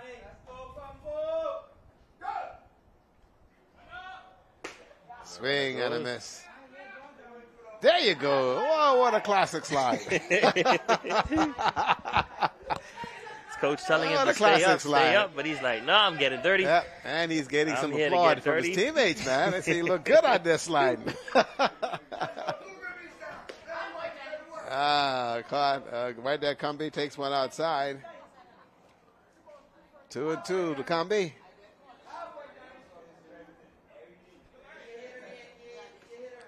So Columbus now with the runners on third and second. 3-2. It's scoring position. Nobody out, all right? Good position. This may be over in 5. Boy. Long Island has lasted back. Not scored a run.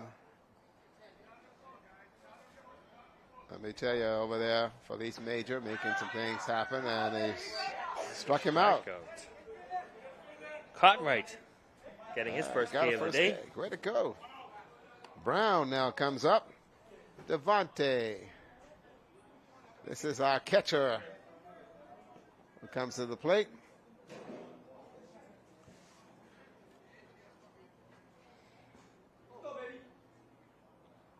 That's a high ball. Devontae struck out early in the first inning. And got a base in the fourth. Let's see what he does now. Very quickly, timeout called by the catcher, Cartwright.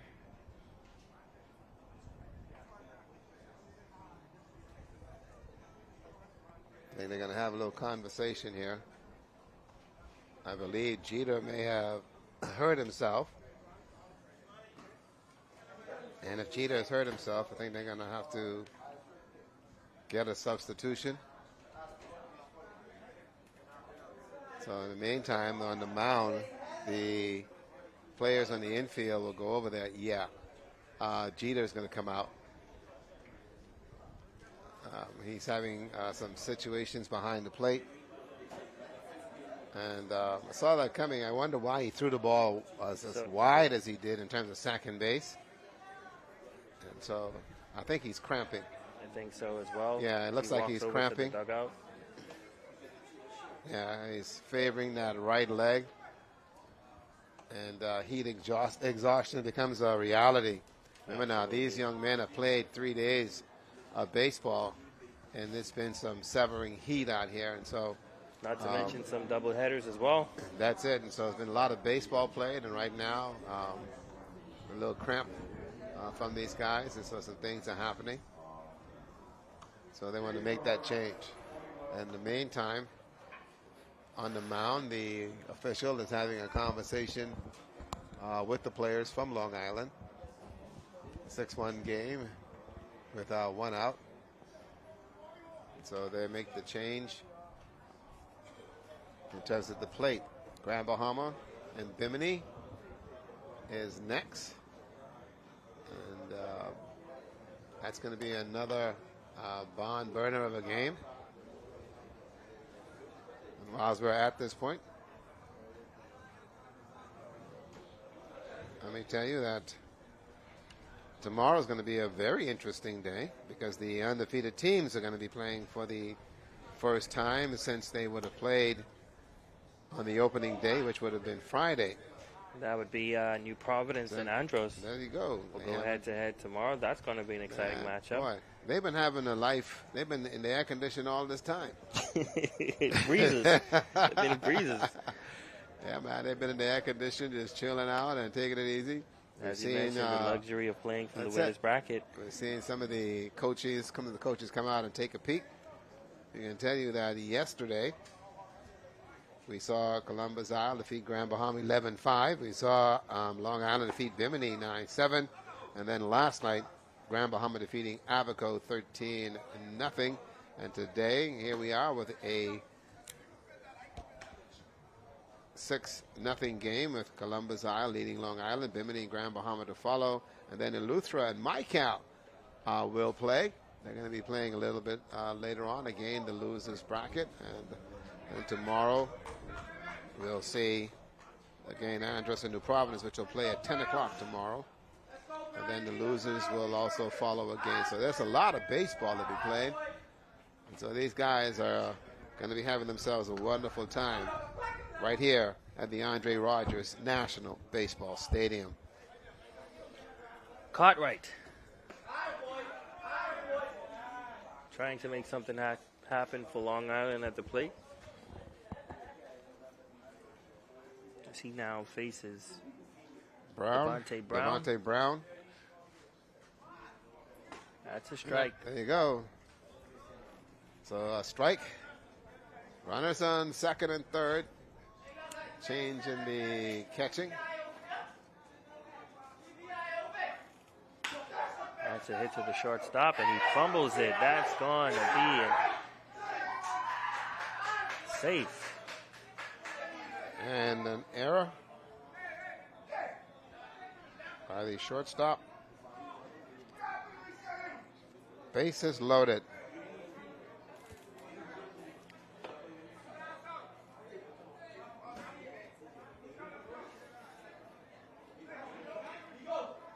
Wow. 6-0 our score here. Bases loaded. Top of the fifth.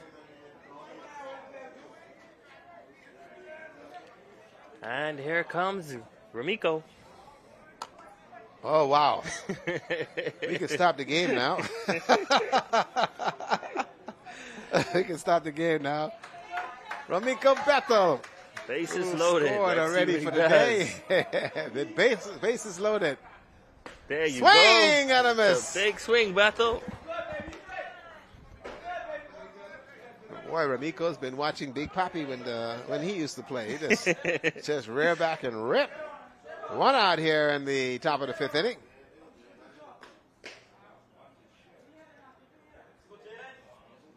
Here we go. Jaden Cartwright will work from the windup. That's in the dirt. Ball's in the front. Nobody move at all, so we're okay at that juncture.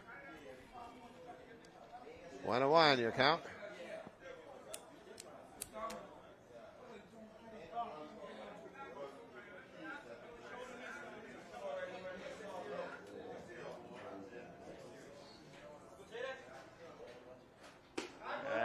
Outside pitch.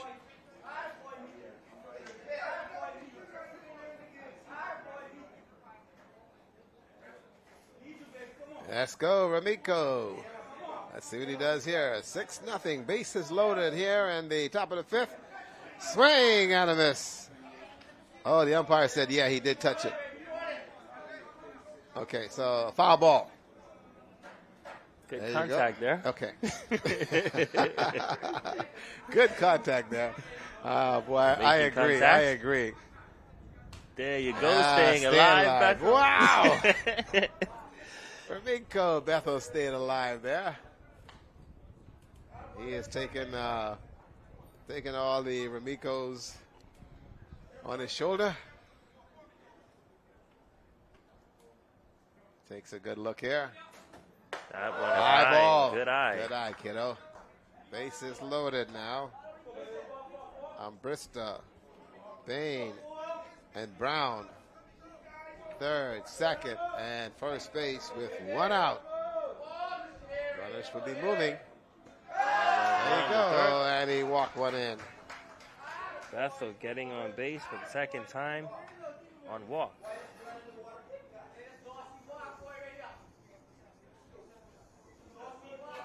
Well, Ramiko Brown, second walk of the day, and scored. We now go to Ferguson. Shot him. That's a high ball.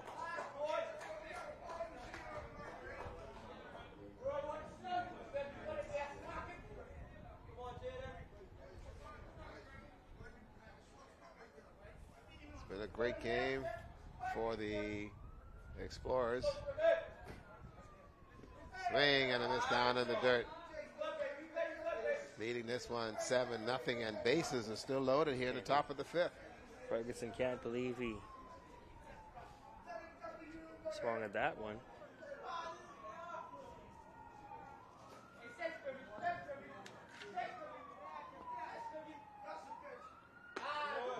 That is a nice curved ball by Cartwright to get him on the inside for the strike.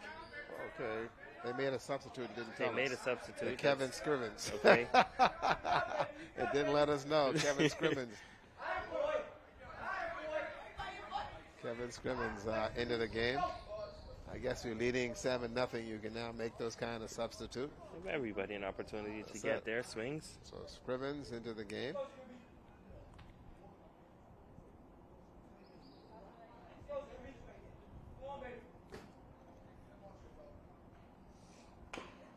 It's going to be hit.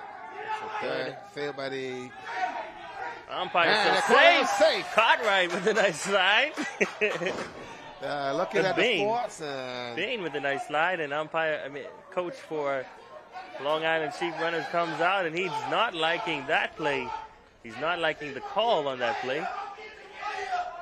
Oh, he's not liking that here's one. the play. You make the call. Here's the field. What happens here? Here's the flip. Woo! Safe. Bain with the nice slide. He showed us that good slide at second base. base. And that's back again. It shows us another good slide. This guy loves his artificial turf, man. What? Oh, man, he just loves it. It's now an 8-0 ball game. Wow. Keep in mind, folks, that bases are still loaded. Curve ball. That's Beautiful from the inside. Mr. McKenzie's at the plate. Stefan. Thought that one was coming into him a little bit. Yeah. Tried to get out of the way, but nope. Late in the curve. There. Outside. 1 for 3 so far. A walk and reached on an error. And a base hit into left center field. Inside, that's a ball. Cartwright has brought up the heat a little bit. Throwing a little fastball there. Runners off the bag. And that's going to be wide. 3 balls. On the on-deck circle, Mr. McPhee waiting for his opportunity.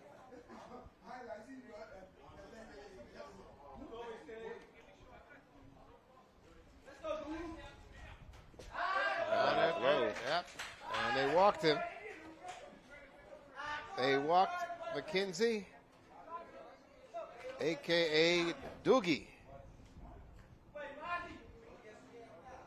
now a timeout is going to be called, and Long Island will take advantage of this one and head out to the mound. It's a 9-0 ball game, and bases are still loaded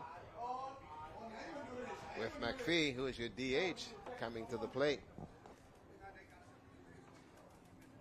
Right now, what you just want to do is for Long Island, what you want to do is you want to get out of this game. All right? You won't play until tomorrow. And so you'll have the day off. Give your kids an opportunity to rejuvenate, get some ice on those elbows and those arms and cool them down and go from there. For the same thing will apply for Columbus Isles. They will have the rest of the day off, and then they too can also recuperate, and they'll come back tomorrow. Got a funny feeling that down the line, both of these teams may cross path again because of the win-loss scenario. Yeah. And so we'll see how that happens. But right now, this one belongs to Columbus Island. They just things have not been going for Long Island. They weren't able to get their bats to connect with the ball. They had no major hits and 2 blown opportunities with bases loaded. We're not able to do anything, and there's a hit into center field. That one is going to one drop. run will score. Here comes the second run, and the run goes to third, and nothing there. So the little blue base hit.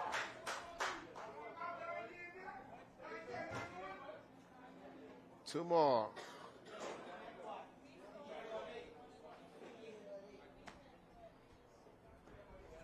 Two more runs will score for Columbus Isle. Brings the score now to 11 for Columbus Isle. And now in the batter's box is going to be Perez Burrows.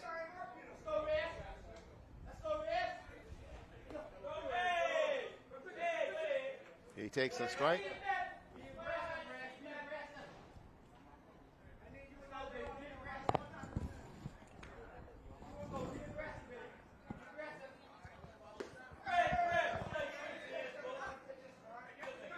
We have, don't forget that the 10-run rule is in effect. That's after 3. We have now gone into the 5th inning. Now, we've seen where the game has been called, regardless if the home team has to bat or not.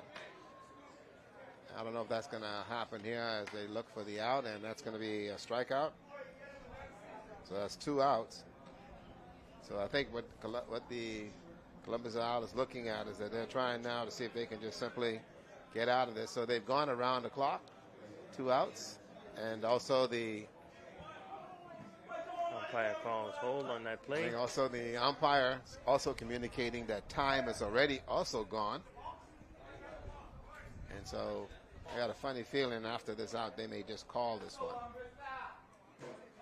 And for Long Island will not get an opportunity to bat. The score is actually 10-0. And as you mentioned, the 10-run rule is in effect. That's it. So right now you have McKenzie, who is over there at third base. You know, DH. McPhee is at second base. This is Brista, who actually started this one off. He had a single, and that's going to be a foul ball.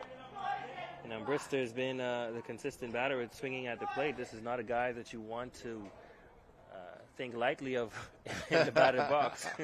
Absolutely. Okay, got where Brista scored, Bain scored, Brown scored, Bethel also scored, and I got Scrivens scoring. So that would give me 1, 2, 3, 4, 5 runs. The scoreboard is showing only 4. So 10-run rule is in effect. They need an out. Brista fouled it away. You know, in the game of baseball, there's no such thing as mercy. Not at all. If it's 100-1, they're going to keep batting. That's how it works. It's like in basketball. And Coach Wells, during the interview yesterday, said Long Island has the saying, the hog head until the dog's dead. There you go. Absolutely. That's how you make it happen. Brista. Boy, this guy's been turning on pitches. He can hit. I am impressed with his bat speed and his ability to turn on the ball. He is one of those guys that is hard to strike out at the plate. Boy, he can turn on the ball in a heartbeat. And he doesn't take anything for granted. Now, I want you to watch this, okay? You've got Columbus Isle batting. They're over there on the first base side. Their batter is sitting over here on the third base side on the on-deck circle. Don't you just love the Bahamas games? That's a shot down the left side. Umpire says it's fair. Brista. And 2 more runs will score. And Brista hits again. 2 RBI. We're going to have to check that score. I have 13 on my scorecard. Okay, now they have 13 up on the board. Yep. So 13 it is. 13 it is. So it's now a 13-0 ball game. And this young man, Mr. Brista, he turned on the ball, fly to center field on 2 occasions, but he's been able to make it happen. And so he's done a good job here with 2 RBIs. At his last is he a threat to run? He put one out there to center field for a single. So he's going to look to do the same thing again. But the bats for Columbus Isle has been pretty consistent. They've been aggressive at the plate from start to finish, scoring 3 runs in the first inning, 4 runs in the top of the 4th, and now here we are at the top of the 5th, and they put on hitting camp, scoring 7. And there's one down the line. Aaron Knowles capturing that one, tagging the plate. That's out number 3. as the best slider in baseball. Joel Bain. He is the best slider in baseball, folks. Long Island getting their last at bat in the bottom The of the fifth inning. The score 13-0. You know, Wow. we were talking about those missed opportunities with those bases loaded for Long Island in the innings where they weren't able to capitalize on that. That would have, you know, changed the outcome of this game for them had they been able to rally like they did yesterday. But unfortunately, they just couldn't get their bats around. And now, in the 13-0, and this may be another loss for them. That's it. But they are still in this tournament. They still got a lot of baseball to be played. Crucial tomorrow will be a game for them as well, in terms of how they're able to regroup and actually get back in the game, which again comes down to strategy somewhat, and that's going to be very important, and also keeping the players focused and grounded. And I think that's going to be important there, because remember now, Long Island opened the game with a 6-2 win over Abaco, and then also turned around and got shut out by New Providence, but came back and beat Bimini 9-7 to go to 1-1. And here they are at this point now, where they can really make a difference and can make some things happen. So it's far from over. Okay, in terms of how they're able to get back in this one. And remember now, Columbus are losing to MyCal earlier. And so now this one, too, becomes a very, very important game for them. And now MyCal and Lutheran will play later on today. And so that sets up for a very interesting scenario. Bimini and Grand Bahama played here. Bimini also losing to Long Island yesterday. And so they, too, now have got to really find themselves in a makeshift scenario. They also lost two. They lost to Andros and also lost to Long Island. And now they play Grand Bahama.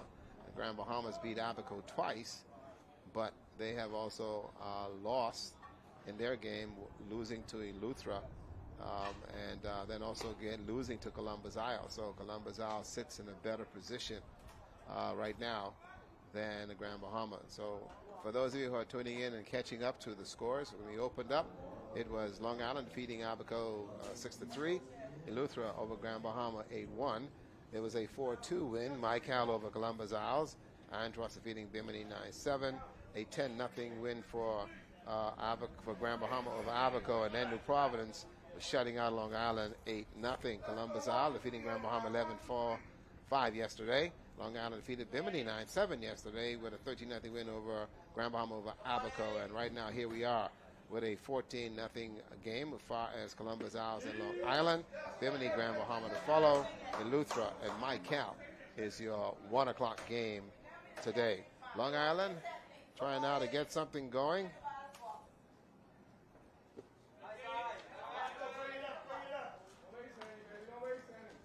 And Mr. Edgecombe is still in going there. strong. Still going strong for Columbus Isle.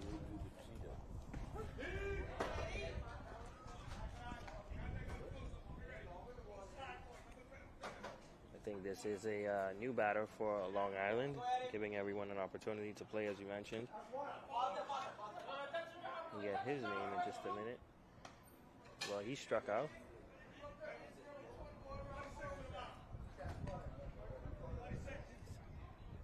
Edgecombe getting his 5th K of the day. Still going strong for Columbus Isle. He looks at he will close out the game for them. Stepping to the plate now to Ray for Long Island.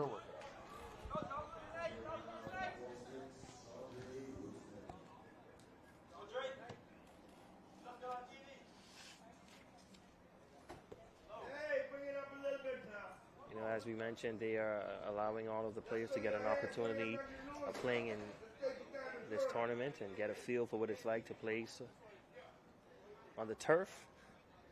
They can see what it's like somewhat in the big leagues. Absolutely. And that's what it's all about. get a chance to play, get your name in the record book, and that's all you want. Go back home and say, hey, I played in the Bahamas games, the 6th edition. Yeah, don't worry. You can call Aunt and Jenny and say, did you see me? Did you see me? Call Aunt Jenny and did you see me? Yep, we sure did. You look good, young man. You look good.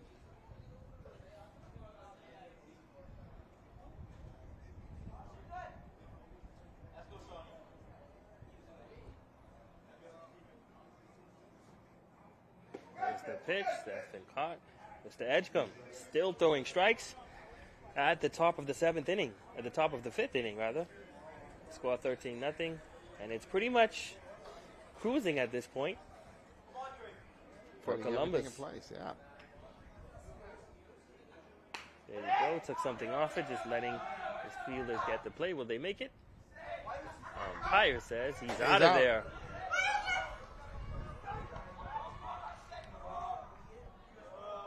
They called him out. The defensive stop there. That's 2 outs now, and they're playing for 1 and done.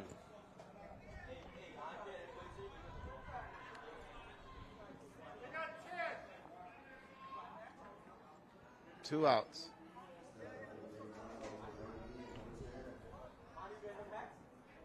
Two outs, 14, nothing. 13, nothing, sorry. 13-0. This is also a new batter for Long Island coming in to get a swing, and he's hacking away.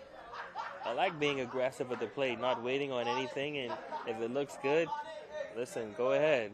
That's it. Listen, this is your time to shine. This is your time. You're getting all the TV time in the world you want, man. Swing the bat. Held off on that one. Yeah, they're kind of playing with him over there in regards to the dugout, his teammates. So. Listen, I know what that is like when you're coming off the bench and everyone's watching to see what you're going to do. That's it. And letting you know. He made contact. Shortstop making a play on it. Will he get it? And that's the 3rd out. And that would be the game. Columbus Isles coming out with the win over Long Island. 13-0 at the bottom of the 5th inning. Ladies and gentlemen, do you have the singing? Yep, the Slim Lady. The Slim Lady singing this one. I'll tell you what a game this was for both teams. Starting off on an interesting footnote. But again, get it right. 13-0. And what a big win there for young Mr. Clarence Edgecombe, who had a very, very good time in terms of his performance on the plate. And he is to be congratulated in terms of how they've been able to play. There's your scorecard. As far as, I didn't have many hits, but the Columbus Isles scorers, they had a wonderful time with the bat and did everything they could possibly do in order to ensure that they were able to get some scores. Coming up in a moment is going to be Grand Bahama and Bimini. Boy, it has been fun.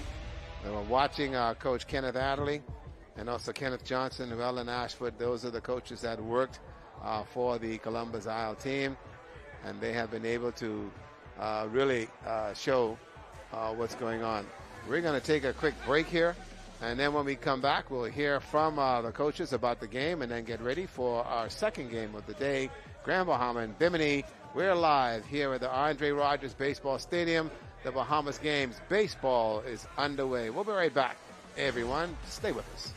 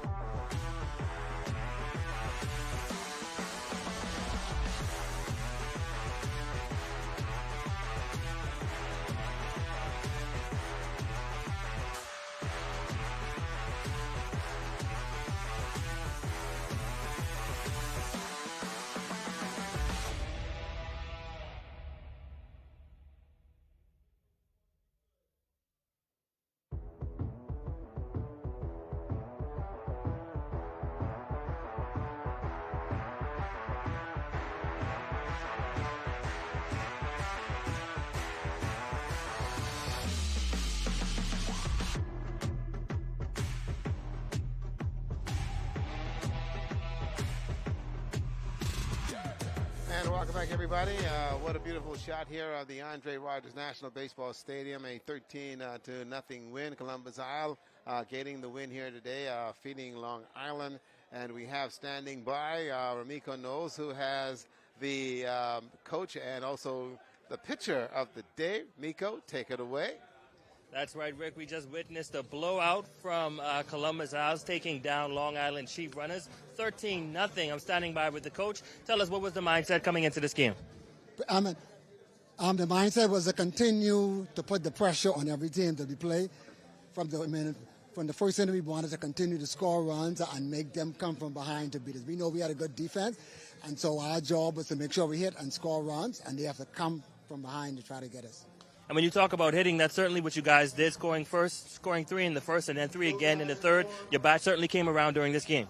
Yes, that was our missing link from the first game, and now we are pouring it on. Every team that we play, we are going to be focusing on scoring runs, and our bat's going to come around because we know we have a very good defensive team.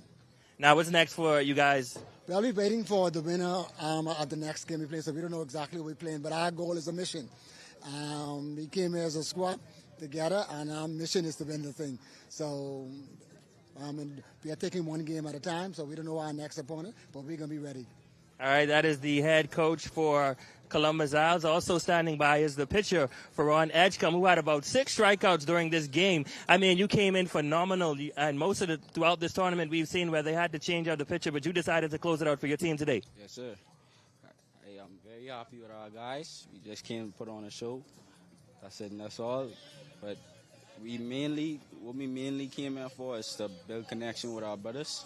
All us on the team are brothers. We play like we're family. We ride like we're family. Just come out there to have fun and play ball. Talk about the camaraderie. This is you guys' first time playing in the Bahamas game. How has it been for you so far? It's been a good experience. We've been playing since we were small, since we were little babies. We've been playing together. We just came over there to put on a show, man. Absolutely. Congratulations on the win. Your winning pitcher for this game, Columbus Isles, shutting out Long Island Sheep Runners. 13-0. Ferron Edgecombe coming out with the win. Sending it back to you. You know what's coming up next. More baseball. Back to you in studio.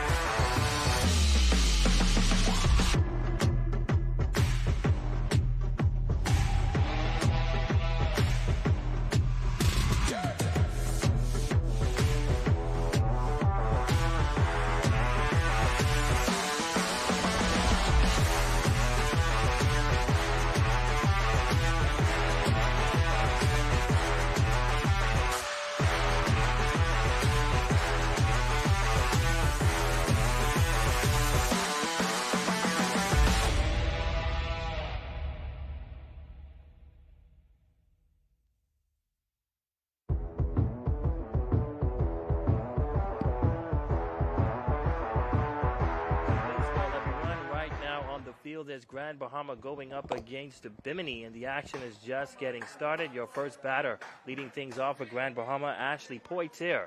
Grand Bahama still managing to stay in this thing after 2 devastating losses, coming out with a win yesterday as well, but we'll see what happens now. That one is low in the dirt.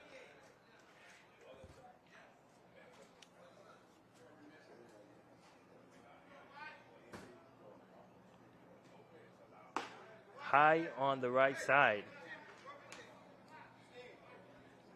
Ashley Poitier has been a pretty consistent leadoff batter for Grand Bahama. We'll see what he can do today. And he will go to the base on balls.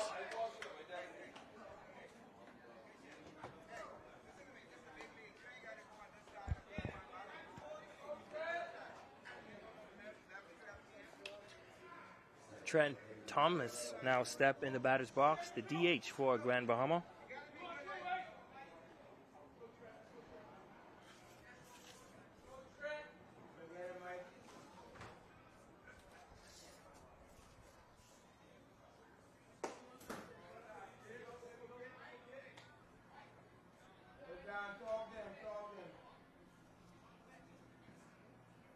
Thomas also had a pretty consistent batting since the start of this tournament. Grand Bahama is known for its power hitting squad. The first 6 batters in the lineup is pretty much the strong, aggressive batters on the team. In the box, we have Trent Thomas on deck. There goes Thompson, or Poitier rather, stealing second base.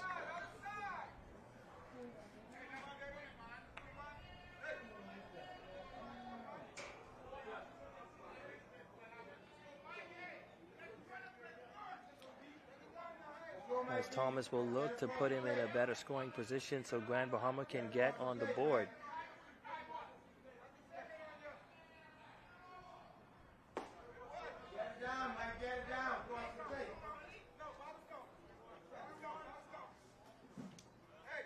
Bimini and Barry Islands looking great with the stars aligned on their uniform. They're hoping to pull this one off. There's 2 teams from the north go head to head.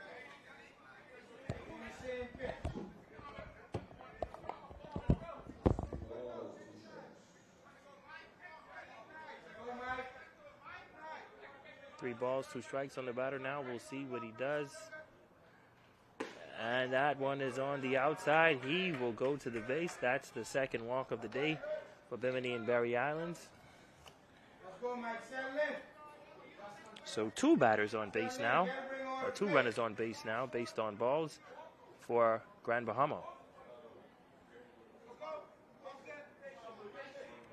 Ashley Poitier still on second base, looking to get around third and score for Grand Bahama. In the batter's box, we have Austin. Let's see what he does. Poitier taking off. He goes to third. The catcher throws it. Umpire says he's safe. Both runners will advance. Thomas on second. Poitier on third.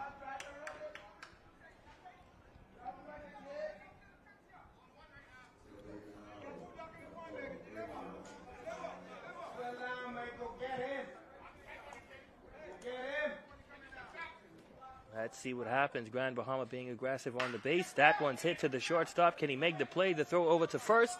It's not good. Umpire says he's safe. 1 run will score. Poitier scoring the first run for Grand Bahama. Thomas moving over to third base. And Austin with a single on first.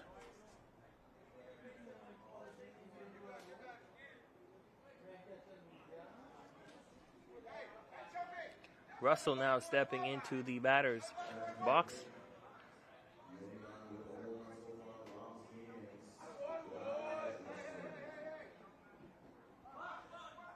And they got him in a little run now. Let's see what he does. We're focusing on the runner on third. They got him in the run. Thomas trying to score at home. They got him for the first out.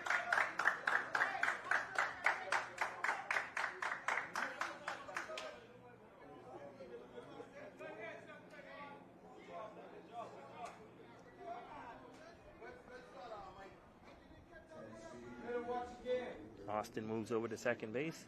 Grand Bahama getting on the scoreboard. The score now 1-0 over Bimini. Poitier bringing in that run. Number 25, Russell, now stepping to the plate for Grand Bahama. The turn over to see if they can get the runner on second. Umpire says safe.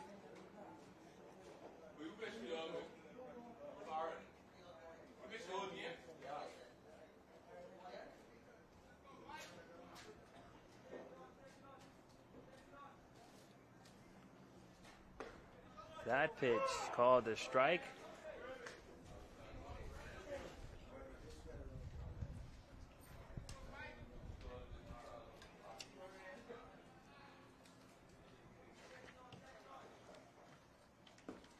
That one low. Still a pretty good day for baseballs here in the nation's capital for the second game of the day. Grand Bahama taking on Bimini and Berry Island.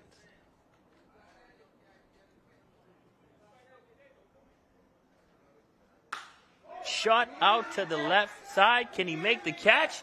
He makes the call, and a good catch to hold the runner on second. Austin putting one out there, but unable to get on base.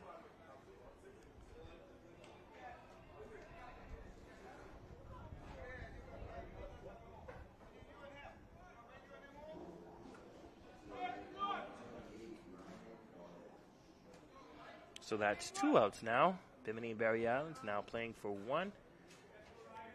As Ryan Nottage steps to the plate, he rips one down the left side. Foul ball.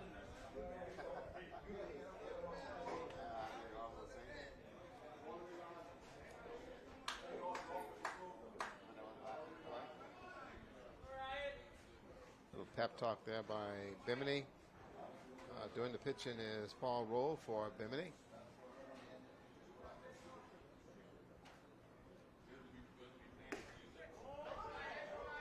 Ball on the outside by Roll.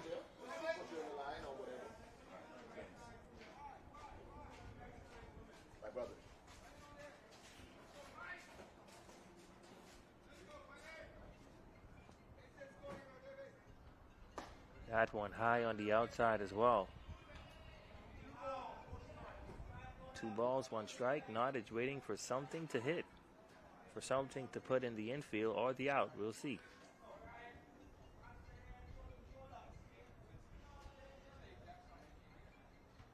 That's a good hit up center field. Can he catch it? And that's the 3rd out. So Grand Bahama scoring 1 run at the top of the 1st inning. What a good one there for Grand Bahama to get onto the start. Bimini will now come back and see if they can put some stuff together. Talking to Primo Roberts over there, he's saying that some things are going to happen and in the right way, and so we'll see how that works out for them. Again, quite a few games of Bimini. They've got to bear down and try to win one here, and so they too have to simply just continue to play excessively very, very good ball. Both teams have been playing since Friday. So that should tell you that now we'll see who's got legs left and see how that's all going to work out. The first batter is going to be Sky Hanna, and then Max Gomez, who's also playing left field.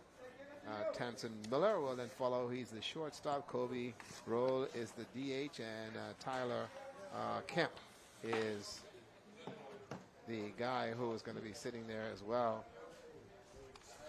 as your first baseman here today. So earlier today, Columbus Isle moving on in terms of the win scenario for them. Congratulations with that big win over Long Island. Long Island will now just relax and take it easy and see what they have left, and end up going from there. So we're in for a very competitive morning here of baseball. Just a few minutes in regards to times, and again the busing system, getting the athletes from the village and getting here, and then getting them on the field in time, and the coordinators, the technical director, Teddy Sweeney, wanting to make sure everybody gets loose in time and get out. But these guys are very young, so don't take them too long to get loose. And so some things can happen. Kamari Shepard is going to be the pitcher. That's getting loose here for Grand Bahama. We'll see how he's able to fare. Pitching has been a key component here in this tournament. Most of the pitchers have gotten to the second inning, and then after that, everything seems to fall apart. And let's see whether or not that is the case here in this one, as the guys are now getting loose. The first batter, again, is going to be Sky Hanna. He's the second baseman. Had a pretty good game yesterday, but found himself in an awkward situation. But this is a unique matchup. Two teams in the north, Bimini, which is in the West Grand Bahama constituency, which is West Grand Bahama and Bimini. And here they are playing each other. Bimini says the Marlins is the team, and that's exactly what they want to do. So they're now locked into the Berry Islands, which works out in more ways than one. South of Grand Bahama. And Grand Bahama now, when it's back against the wall here, they've got 2 wins. They beat Abaco twice, but they've been clobbered by everybody else. As far as Bimini, they too have not won a game yet. And so they're looking for anything called a W to come their way here today. Little information there. 1-0 Grand Bahama. And we are ready to go. Don't forget Eleuthera Michael is going to be the 1 o'clock game here today. That's a strike. Right down the heart of the plate.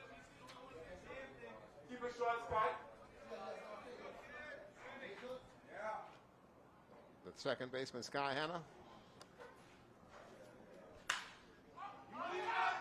Popped up to the right side. First baseman going over. Does he have room? Yes, and he does. Great play by the first baseman of Grand Bahama to make that catch. That's Russell. Sky is the little guy that pitched yesterday. Dangerous Sky, Hannah, for Bimini and Berry Islands, with a dangerous guy with a dangerous curve, because it goes to the sky. Boy, he can throw it. He can throw it. He can throw the ball. Here we go. Your next batter is Trent Thomas. He's the DH. And he jumps on that first one. Took nothing for granted. Just jumped on that and just kept swinging, and it's a foul ball.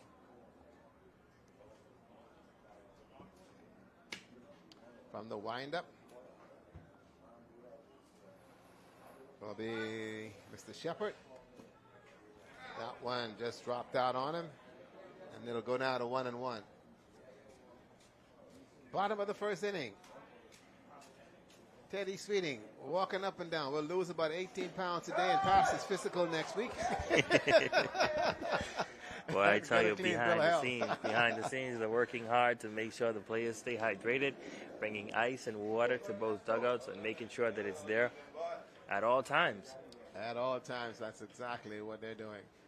That's going to be high. 2-2.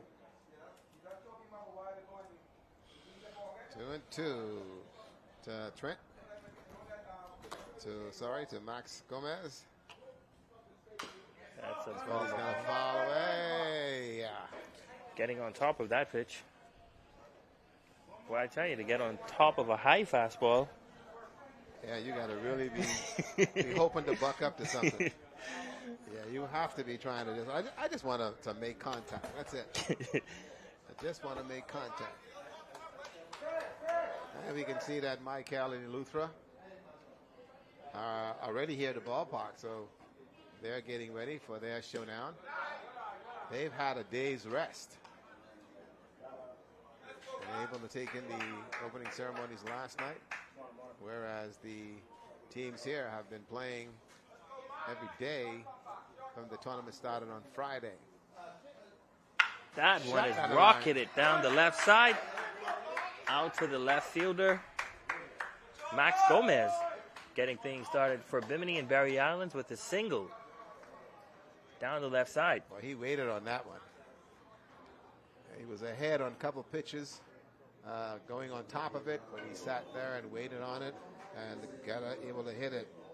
Miller now becomes your batter. He is playing shortstop today.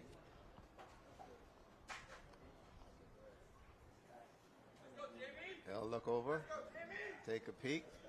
Shepard looks over, and I think he's got what he wants. This one's going to be hit down the right side. Miller, seemingly an aggressive batter at the plate, not waiting on anything. Swinging at the first thing that looks good. Sound like me. Just hope. Just swing, man. Look good.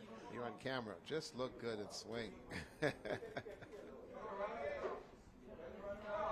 we go. He'll take a peek over again. Runner trying to throw him off. That is a beautiful pitch. pitch. Well, I tell you, this guy from Grand Bahama has some steam behind his fastball. It's a Kamari Shepard. Looking pretty good just now. Able to throw that fastball by Mr. Miller. Get him if you go, Ryan. Runner gone. Foul And ball. another foul ball. So he'll come back and try it again. There we go. Making something happen here, so the count on Mr. Miller. 2 strikes. Looking for something here. Run over there on first base is Gomez. That is, High curveball. he usually calls those high pitches. I don't know if something was off with that one. He didn't like it. 1 and 2. Runner on first base here in the bottom of the first. Here's a look. Runner gone. And they got him. I'll tell you this, the catcher from Grand Bahama has been having a time behind the plate. Not many people have been able to steal on his arm. And as you see right there, he even tripped down, but he was still able to make the throw. Ryan Nottage get the lost runner. his tennis shoes and all. He got it. So that's 2 outs. 2 outs.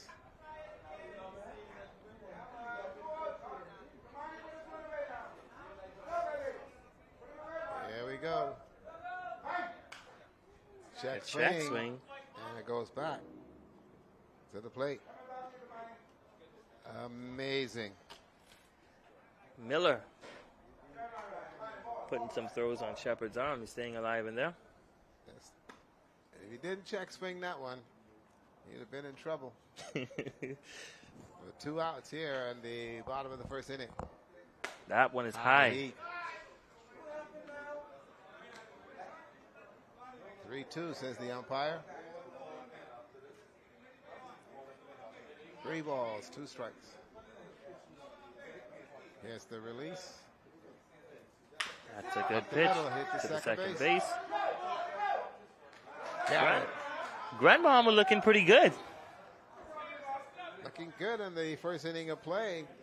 Able to not give up anything there. Still a 1-0 game. And so we played 1 inning of play. When we come back and go to the top of the second inning, Grand Bahama batters, Mackey, Burrows, and Barr in that order. This is a pivotal game for both Grand Bahama and Bimini here in the 6th edition of the Bahamas Games. Ricardo Leibo and Ramiko Knowles. We'll be back, folks, in just a sec.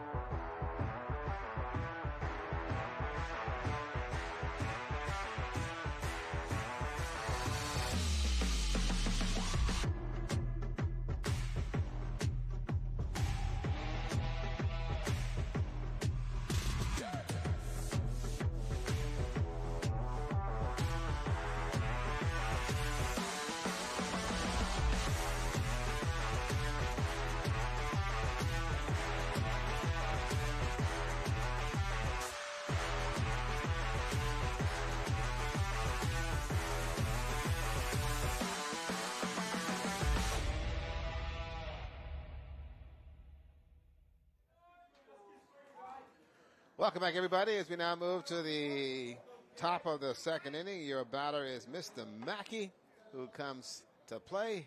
First time up, and that's a strike on him.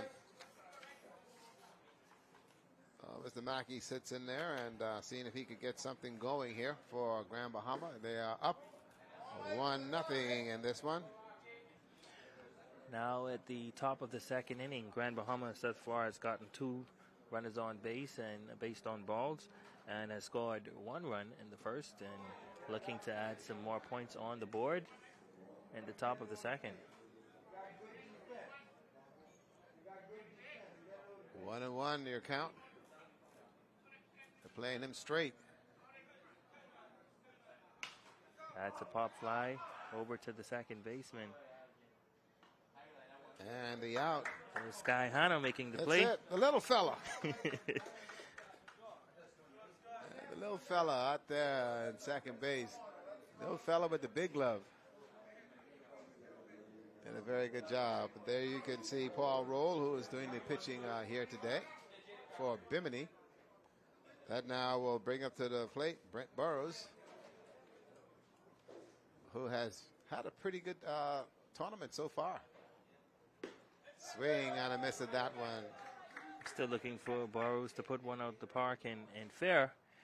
He gave us a little peek at what he can do on day 1.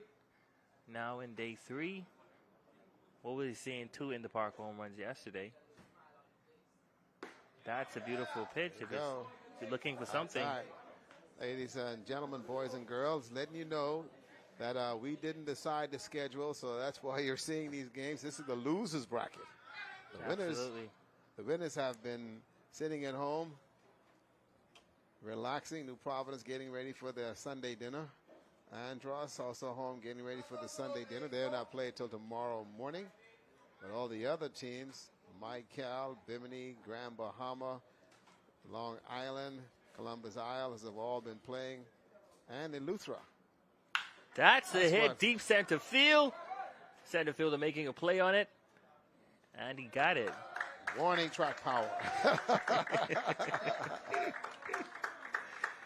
Wow, that one traveled a long way. He didn't turn on that one. If he turned on that one to the left, may have gotten which it is actually out of there. 320 down the line. He could have got that one to clear, but no, he set it to center field, which is 400 all the way down, and that's a big out there, and a sigh of relief there for Paul Roll doing the pitching for Bimini and the Berry Islands here. The Marlins right there in this one. 2 outs now, and Bimini and Berry Island playing for 1. Beautiful strike. Ernie Barr is your batter. He's looking for a better performance than he had yesterday. Strike 2. Ernie Barr questioning the umpires. You don't question balls and strikes, buddy. Get the bat off your shoulder. First thing is wrong is the bat is on the shoulders. The bat should be up. There it is. Lifts it up when it takes a little time if you're going to lift it once the ball is released, because then you got to try and bring it around. And he says he got hit on the elbow. And I don't know where he's going. The umpire got hit on the shoulder. Says nope, come back. Didn't happen. Come back. See, this is where you got to be smart. All right, you know the ball's in the ground, so what you do, you just slide over to it. Get hit. Okay, and then you get a base. All right? So you got to be, you have to be thinking, and in terms of being smart in many cases, in terms of understanding the legality of what's going on in the game. And strike him out. That is a great pitch to retire the side by Bimini and Berry Islands. Paul. And just like that, again, Ernie Barr, he's questioning balls and striking where the ball is. It's where the umpire sees it and calls the balls and strikes. And so you end up paying the price, and that's exactly what happened. Here's a good look at the young man, and he's kind of rattled.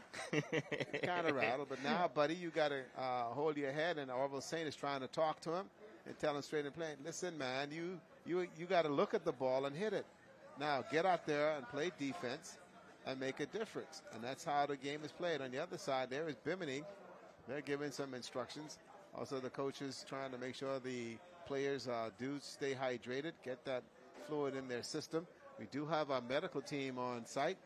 They have been here from early this morning, and let me tell you, they have been here just in case to make sure that all of our players and there's no injuries, and we've been blessed at this point that these young men have played 2-3 days of baseball, two in a portion, I should say, and they have played exceptionally well, and there has been no issues at all. The only problem we've had is that when we go up to the snack stand upstairs, everything gone. Everything's gone. There's nothing to eat. They're taking all the snacks, man. I tell you. Well, it's a wonderful facility.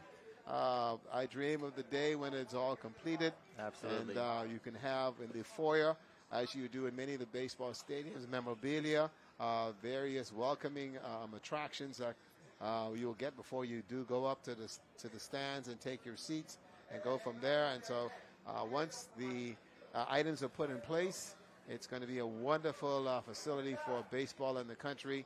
I'd like to see another version of this down the line where after the Bahamas games, the Bahamas Baseball Association will look at incorporating the same concept in bringing back the islands to play a national championship rather than going through the rigors that they've done in a long time and getting Senior League Baseball back.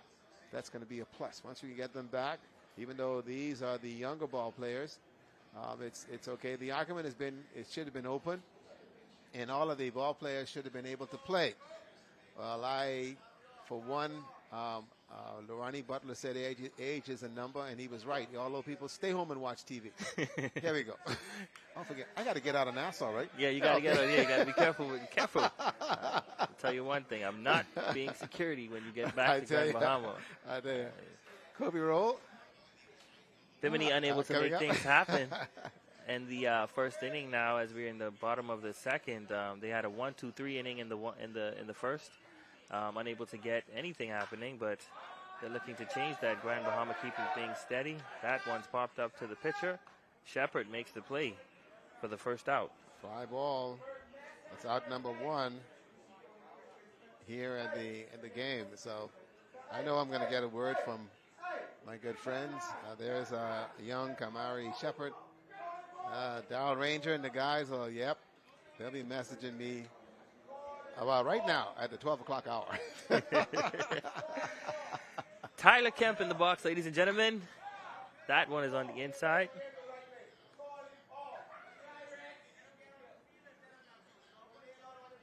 I'll tell you, Bimini and Barry Islands have some size on them. All the batters coming to the box. That one's hit over to the right side. There you go.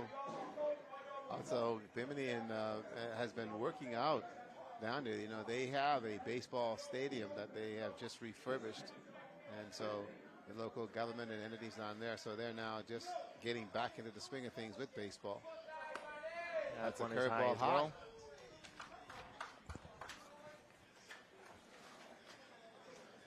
Getting some wind. There you go. Someone opened the door. Fastball, strike. That's a strike down the heart of the plate. The count goes to 2-2. 2-2 on Mr. Kemp. That one just missed on the outside. 3 balls, 2 strikes. And Mr. Kemp gives a little nod. Says, yeah, I see it. I see it. I have good eyes. There you go. Let's see what he does now with the pitch from Shepard. That one's hit over to the first base. And he will make the play for Grand Bahama to bring about the second out. Grand Bahama now playing for 1. It's looking like it's going to be another 1-2-3 for them at the bottom of the second inning. Yep. A little fish pump there as he'll head back to the dugout. That's Tyler Kemp. And that now brings him to Terrell Cutter. See what he can do here. Good play down there on the first base side by Mr. Russell. Goes for the bunt, but nothing there. That's going to be a ball. Ball 1. 2 outs here in the bottom of the second inning. That's a bit low. 2 balls. 2 balls. Kamani Shepard, your pitcher. Looks.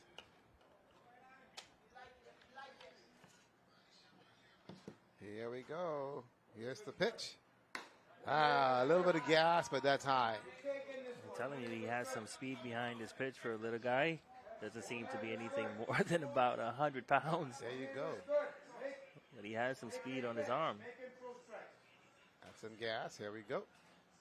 That one's on the That's outside. So he issues a walk. So the walk for Cutter, and that now brings up Shaquille Roll. Yep, he was born during the period of Shaquille. The Magics? Yep. Boy, that's why you name all these children after these players. Kobe, Shaquille, Kareem. Boy, I tell you. Magic. You name it. High fastball. Nothing there. I tell you, what an era when you have sports enthused parents and they drop a name on you. Runner on first base. Shepard looks over. Here's the pitch. Popped up into the air.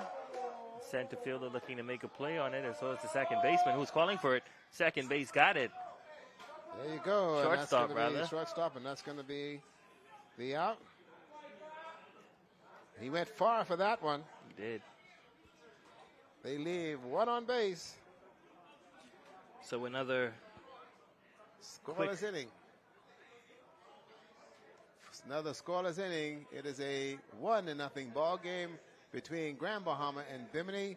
We'll move to the third inning, and when we come back, Grand Bahama will be on the offensive side. We'll start from the bottom of the line when we end up going with McHale and then go up to Poitier and Thomas. We'll be back, everybody. Lots of baseball ahead for you right here from the Andre Rogers National Baseball Stadium.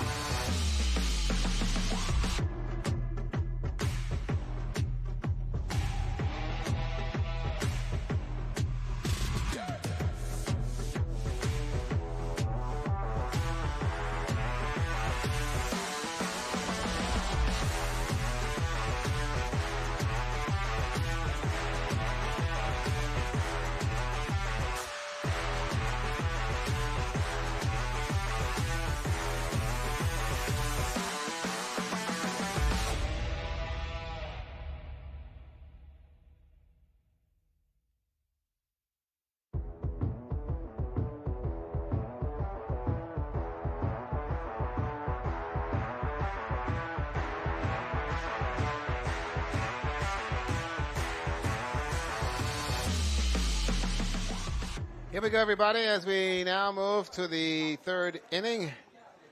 And this is the top of the third inning, and Grand Bahama leading it 1-0, and your batter is Mr. Bethel. They moved him down all the way in the lineup now. He was up there batting 3-4 in the meat. Now he's down the bottom on the tail end. McHale looking for a hit here. Takes one on the outside. Doing the pitching is Paul Roll for Bimini. That one's popped up to the third base. Can he make the play on it? And it's out. I wonder what inspired the change for Bethel to be put as the ninth batter. Maybe they need some strength at the end. Yeah, because you turn around and then you bring Poitier into the game, who has been pretty aggressive and playing pretty good ball at this juncture. And so you can try to string out your lineup because you realize you're bundled up and the bottom line did not produce at all in your games before. That's a high ball. 2 balls, 1 strike. How do you feel as a national team player being put way down there number 9? I don't know. You do it for the team's sake. Okay. All right, for team's sake, here we go. Popped up into the air. This one's playable. Young Sky Hanna making the catch on that one. Sky Hanna, the little guy, goes after that and gets the out. So that's out number 1. Primo Roberts, the head coach and manager for Bimini. He's here having himself a pretty good time and enjoying himself, enjoying the heat. Primo them understands the game. Yeah, Primo, 12 after you guys are playing on time. Okay? Don't believe that there's Sunday dinner coming here anytime soon. Get back in the dugout. Here we go. That's going to be a strike. Told him that I'm trying to give him some TV time, but Bimini has to pull off with the win. There you go. Got to pull it off for that to happen. Actually, Poitier. That one's down and out. So Poitier, who scored already for the day. Scored Grand Bahamas' only run in the first inning. Here we are on the third. The top.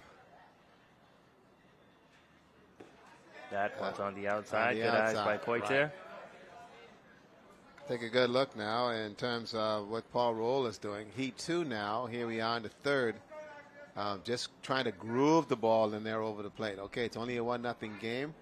And pretty good move. It's very heated out there on the ballpark. That's a strike. There you go. So he's... And as the pitcher, you have to remain composed. The game is pretty much in your hand. You want to save your arm for the long distance. You don't want to run into problems and start throwing balls and getting into trouble on the bases. Just grooving it. That's a little hit by Poitier. Dead ball. Dead ball hit the plate and Just rolled got on out top of that a in the little bit foul, too much. yeah. Now you've got a full count. So Poitier is going to have to be smart here in terms of his being able to run anything that you end up getting to. Remember now, they're playing him back. And on this thing, bunting, the ball just continually runs. So he's going to have to run this one out. That is a good hit down the third base line. He played for the ball, unable to make the throw. Safe on first. So Poitier gets on base for the second time today. He beat that one out. Yeah. And going from there. It's a long throw from third. That's it. So right now, gonna make sure it happens. I'll let the folks down there in Bimini know all is well. Grand Bahama now with a runner on base. Trent Thomas will come into bat now. Smart move here by Mr. Paul Roll, the pitcher. And he's going to change the ball. Take a little break here, get everybody to get rejuvenated. Now, I want you to know, folks, that the baseballs they're using have changed dramatically compared to what was done a long time ago. Those leather balls cost you a fortune. And so, just like softball, they've now gone to that restricted flight ball. So guys like Ramiko them can't get $1 when you bring them back. Oh, boy.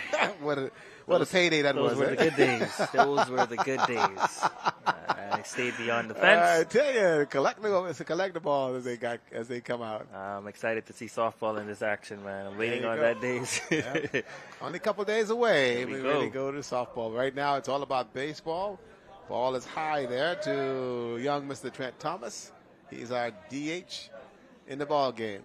1-0 in favor of Grand Bahama, top of the third.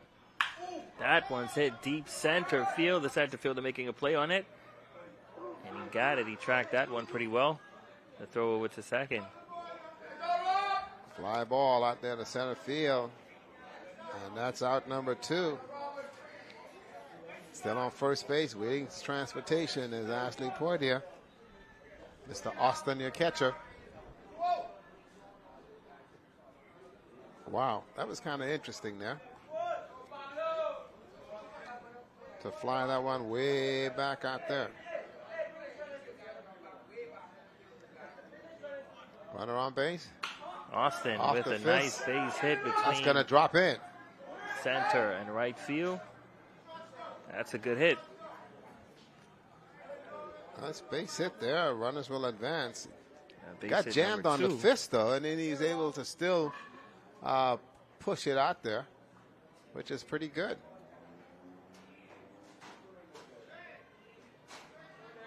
Russell.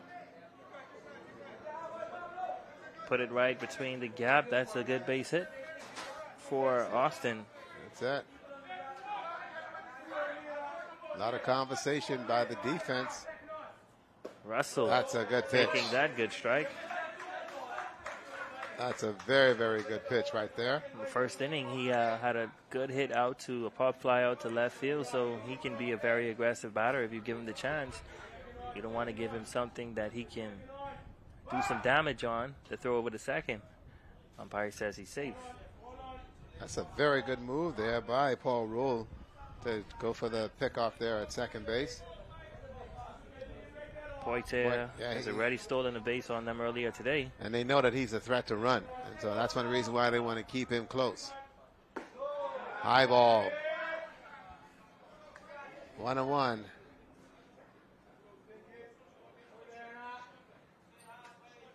And a wonderful afternoon of baseball here at the Andre Rogers National Stadium.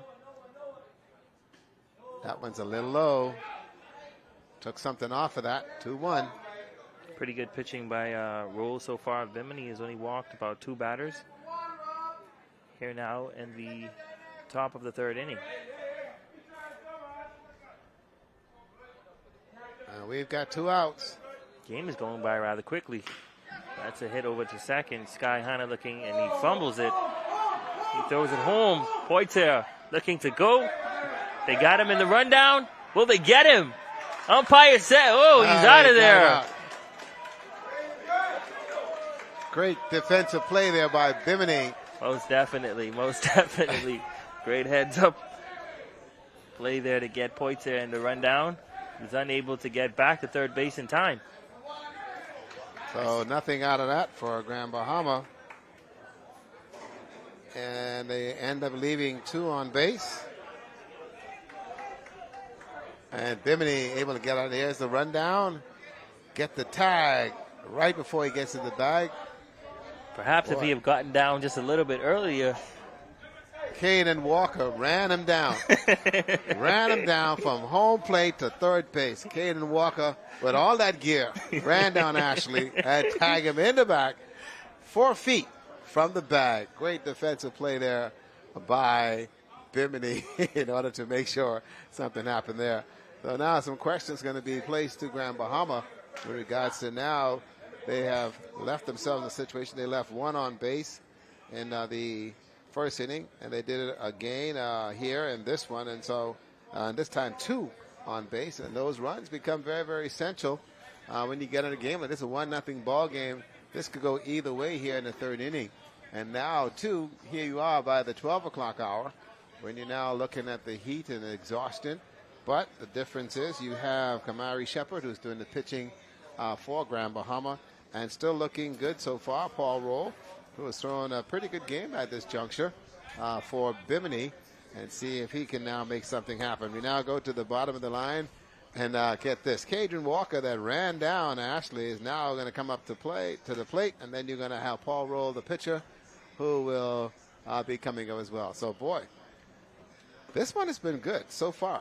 Absolutely. It's going by pretty quickly as we're now in the bottom of the 3rd inning. It seems as though the game just started, but that is as a result of those 1, 2, 3 outs from Bimini. The Grand Bahama has just been doing exceptionally well on playing defense, and Kamani Shepard has been throwing the ball pretty well. See if he can make sure I get something here done. And so Bimini now really trying to see if they can get on the scoreboard. Down 1. We're midway in this thing here in the bottom of the 3rd inning. This is when it becomes interesting in terms of how the players are able to manage and able to fight off that fatigue, stay hydrated, and make it happen. Robert Grant in the batter's box now. Yep. For Bimini and Barry Islands. The pitch by Shepard. Swing and a miss.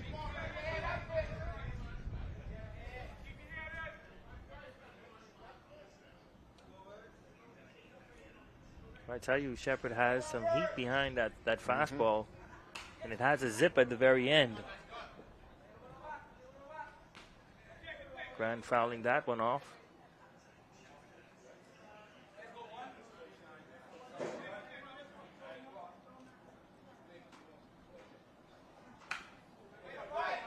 Barely hanging on to that one.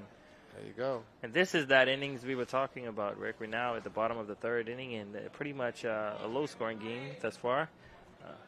Both teams have not been able to make any big moves on the bases. Ashley Boyd. Oh, that's going to be outside. Hey, wanted that one. Oh, he wanted that one. That's a ball. He wanted that one. That one is low. 2-2, your count.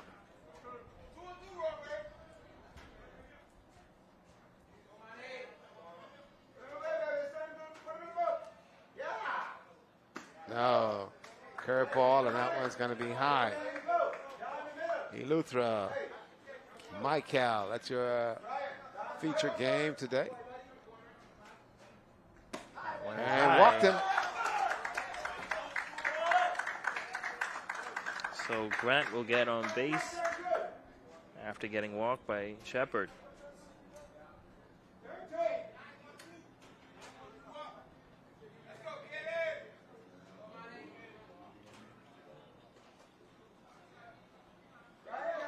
Caden Walker stepping to the plate now for Bimini and Barry Islands, and that one is on the inside for a strike. Beautiful there. Now a runner on first base. Much can happen here.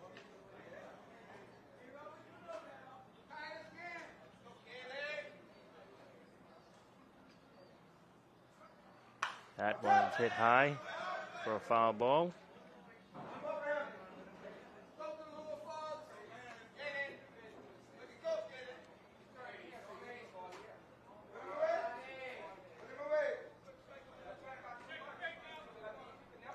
Thought the name was familiar. That's Robert Grant Jr. over there on first base. Robert Grant Sr., his dad, is here watching him play. Did you hear all that noise up there just a minute ago? Struck him out. It's the West End boys. It's funny. West End. That's it. They struck him out. So Walker goes down. One out here. That's negotiation there to get Austin Jr. on there.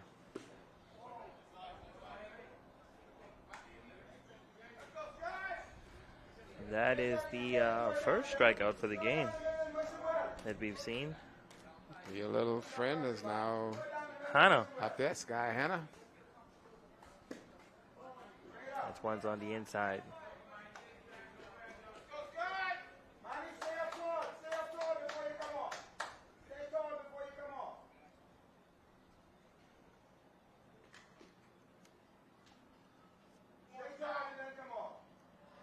Run. Here's the pitch.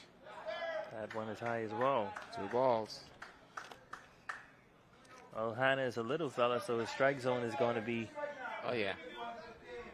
You're going to have to throw a dart to get that past him.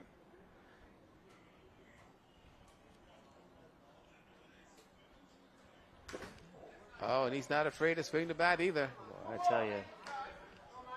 He was looking to put that one in the outfield.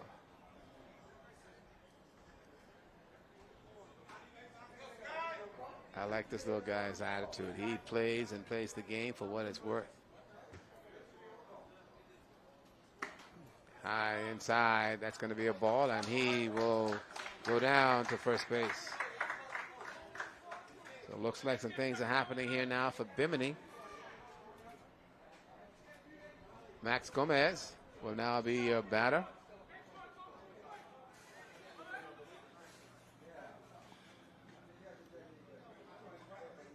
Gomez hit one deep or left field during his first at bat.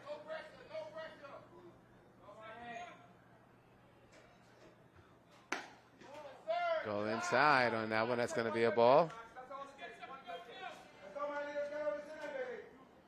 Runners on first and second. One out here in the bottom of the third inning, and Bimini threatening. 1-0 is our score. Yes, sir. Good pitch there by Shepard.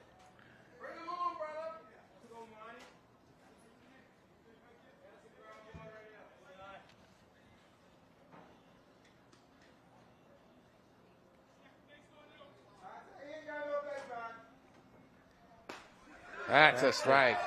That's the high strike that most of these batters just watch as it comes by. That's a beautiful pitch.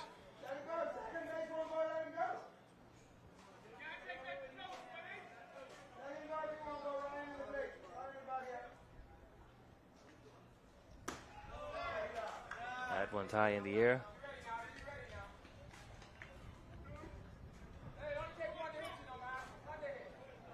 Two, you count.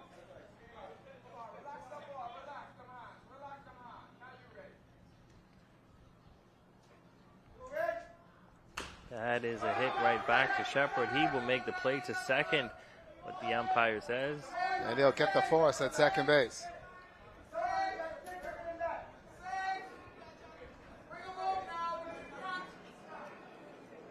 So they get the force at second base. A little misput, Mr. Hanna. Mr. Hanna.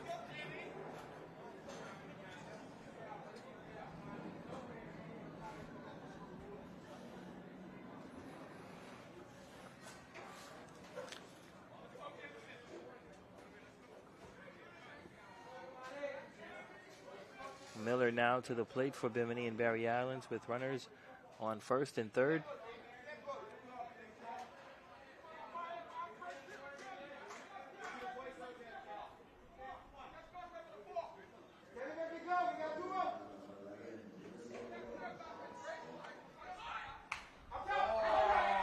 Fouls that one off.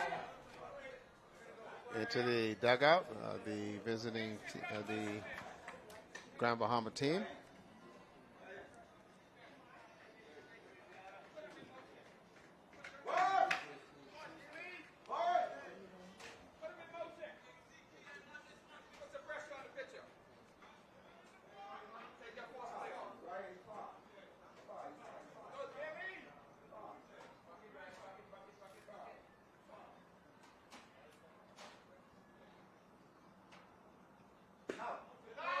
That's a strike.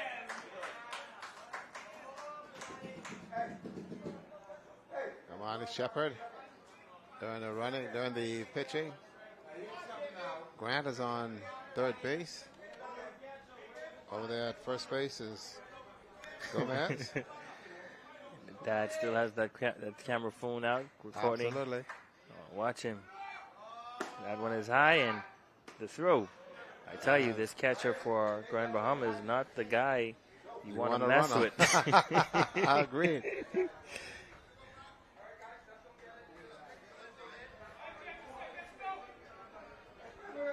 It's Ryan Nottage behind the plate for Grand Bahama. He's been making some pretty exceptional plays in terms of getting runners out as they try to steal on him, but they are not on that arm. Make sure Shepard trying to keep him close. Trying to keep him close. There's a good look. This is the third inning, the bottom. This is when it gets to be really crazy. Good curveball. That is a great curveball. Shepard getting his second strikeout of the game. Taking out Trenton Miller of Bimini and Barry Islands, who now heads back to the dugout. And can't believe it. He simply just can't believe it. And he is going to get an earful from the coach. We're going to go to the fourth inning. We've got a break coming. Grand Bahama still up in this one. 1-0 your score. We'll be back in just a moment.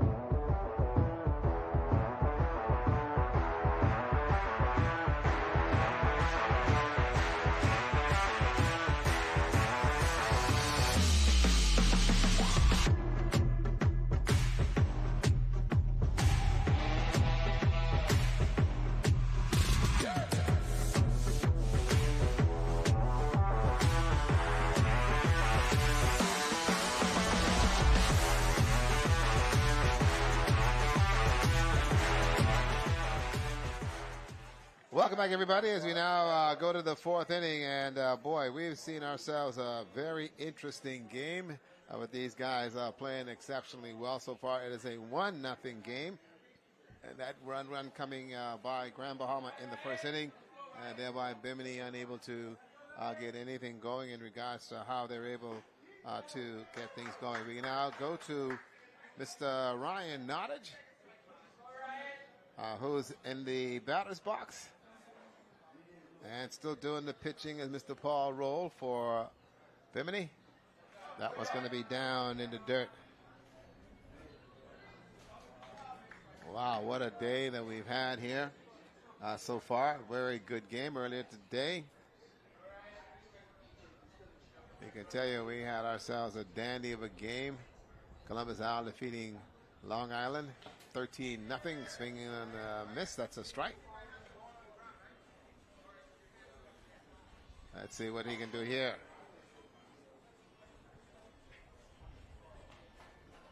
One ball, two strikes.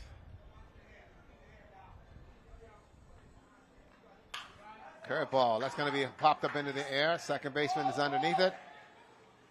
Okay, and they'll get the out. One out here in the top of the fourth. That now brings up Mr. Mackey, who comes up, ground out to the second baseman, popped it up there, and again, seeing if he can find something to continue Grand Bahama's run, leading 1-0 here in the fourth. And he too fouls his one away. That one back into the stands. That ball just walking its way down. Absolutely. Walking his way back down to the umpire. Foul ball, one strike.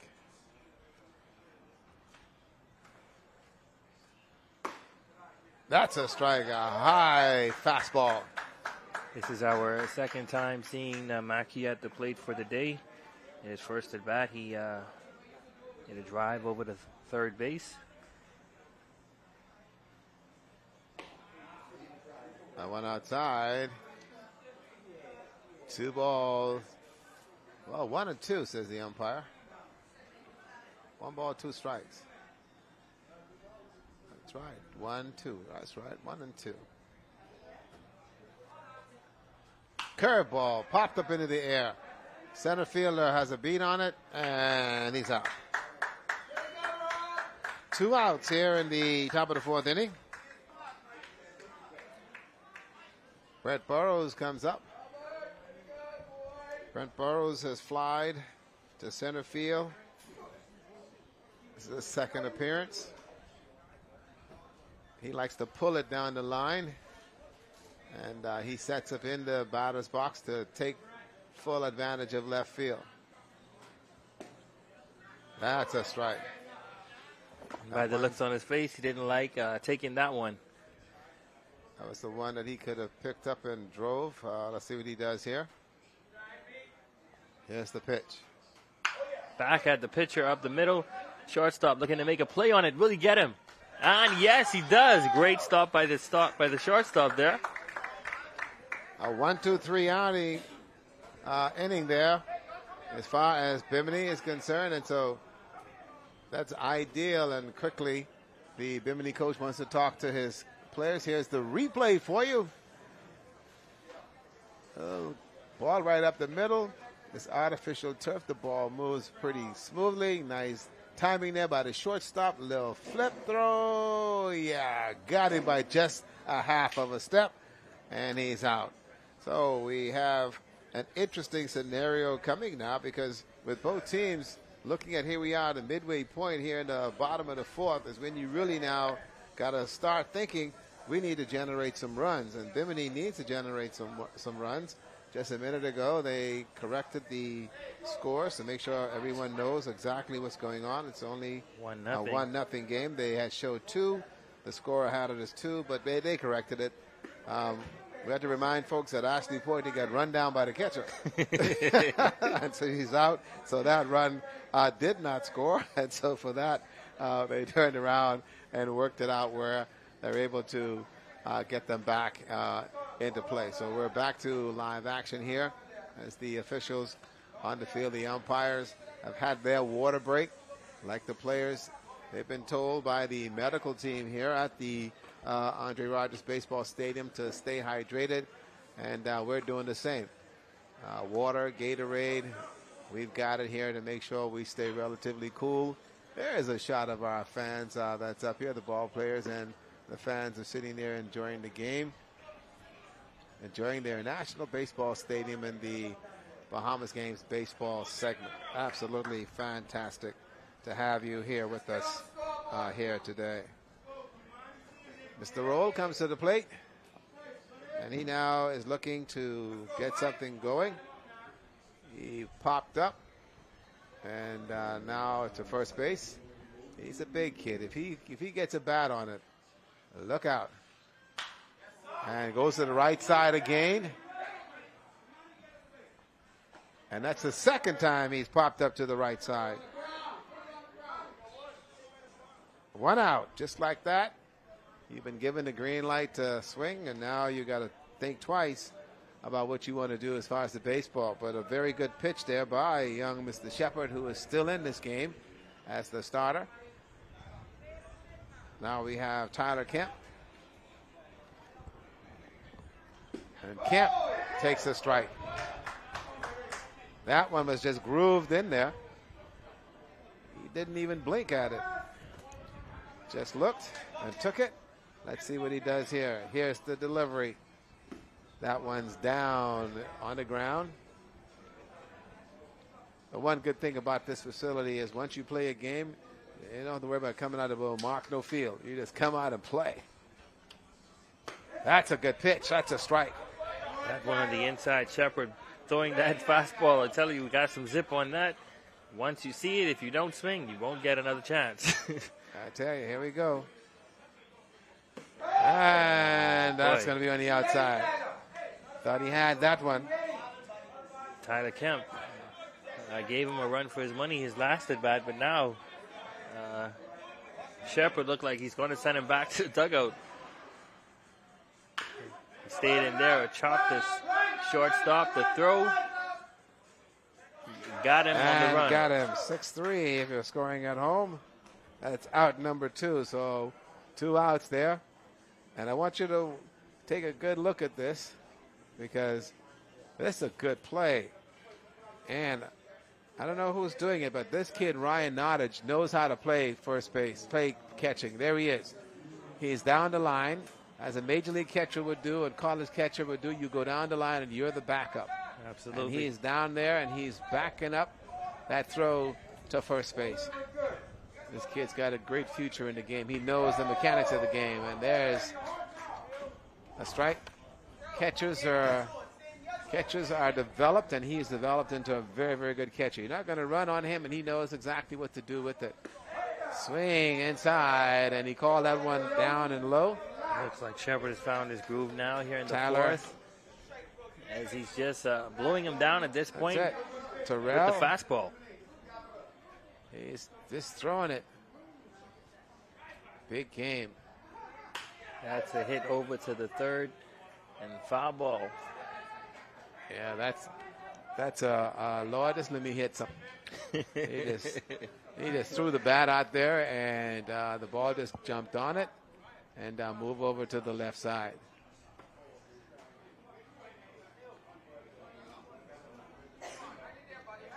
He'll get back into the batter's box. Terrell. He was walked on base during his first time at bat. Almost got him. That's a ball.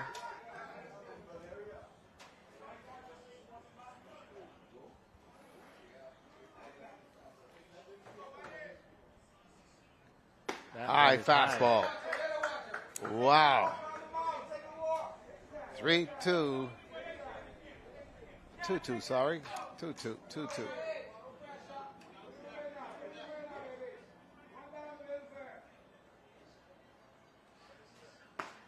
on a swing. Shepard getting his third K of the game. This guy is really throwing the ball. So, ladies and gentlemen, boys and girls, we've completed 4 innings of play. It is still a 1-0 ball game. Grand Bahama leading Bimini as we go to the 5th, a crucial inning here for both teams. It's moving quickly. We're going to take a break. When we come back, the 5th inning stretch here at the Andre Rogers National Baseball Stadium.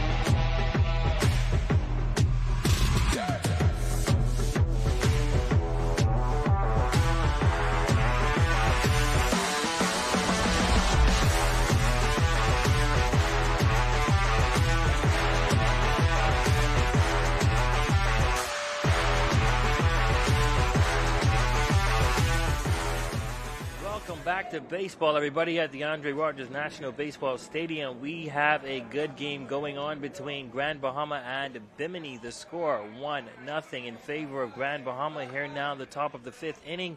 Things are looking great, at least for Grand Bahama. Paul, roll your pitcher for Bimini. That one hit, fouled off. He's still hanging in there, which is essential for them. Ernie Barr, who questioned the strikeout. Was struck out his first time. Oh, yeah, he got sent. There you go. That one, he was digging a little deep in the dirt, Yep, got on the knees to get that one. Yep, they sent Ernie to volleyball. Get to the dugout, get out of here, straight to volleyball. Ernie trying to stay alive here. Ah, the got him off-speed. swinging on the... And got him. Ball drop, but Ernie is gone. 1 out here in the top of the 5th inning. Mikhail Bethel, who will now come up. He too also popped up to the right side in his last appearance. He's looking for a payday. Wonder if he gets it here. That's outside. You can hear the pop in the glove. It's a good sound. Yeah, very good sound. But it's high. And that's a ball. One looks that one's great. right there. Bethel needs to make something happen for Grand Bahama at this point. The game is still anyone's game at the top of the 5th inning. And I imagine that he was placed as the 9th batter for a reason. And we're going to see if he capitalizes on that. I'll see what he can do with this one.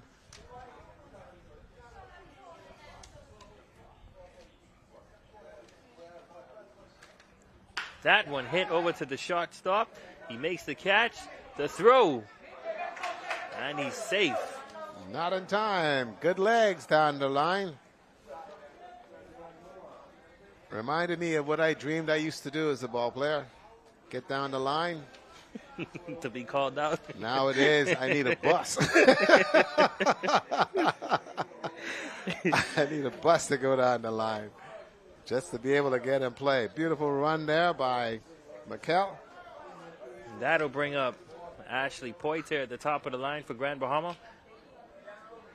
Poitier got on base for a single during his last at bat, but was caught in the run down at third. And he was the out. Yep, he's the out, and the scorekeeper had him as a, didn't realize that run did not score, and so The Bimini manager went over and made sure they corrected that right away. Bopped up. All righty.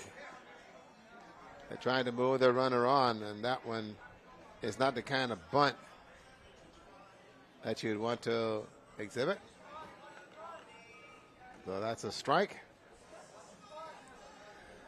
Over there at first base, Bethel. See if he can get down the line. Now, one out here. Yeah, you're trying to get that run into scoring position. Bethel's got speed, so he may try to run, but he can't run because you got a left-handed pitcher, and they're going to try to keep him right close. Ball gets away, then you can move down the line. We're in the top of the 5th inning, folks. 1-0 ball game.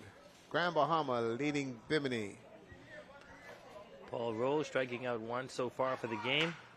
Hit to the Points shortstop. They get one out to play, and Bethel got there in a hurry, so there was no play on him, but they're able to get Poitier down the line. 6-3 for out. Number 2 advancing to second base is going to be Mikhail Bethel.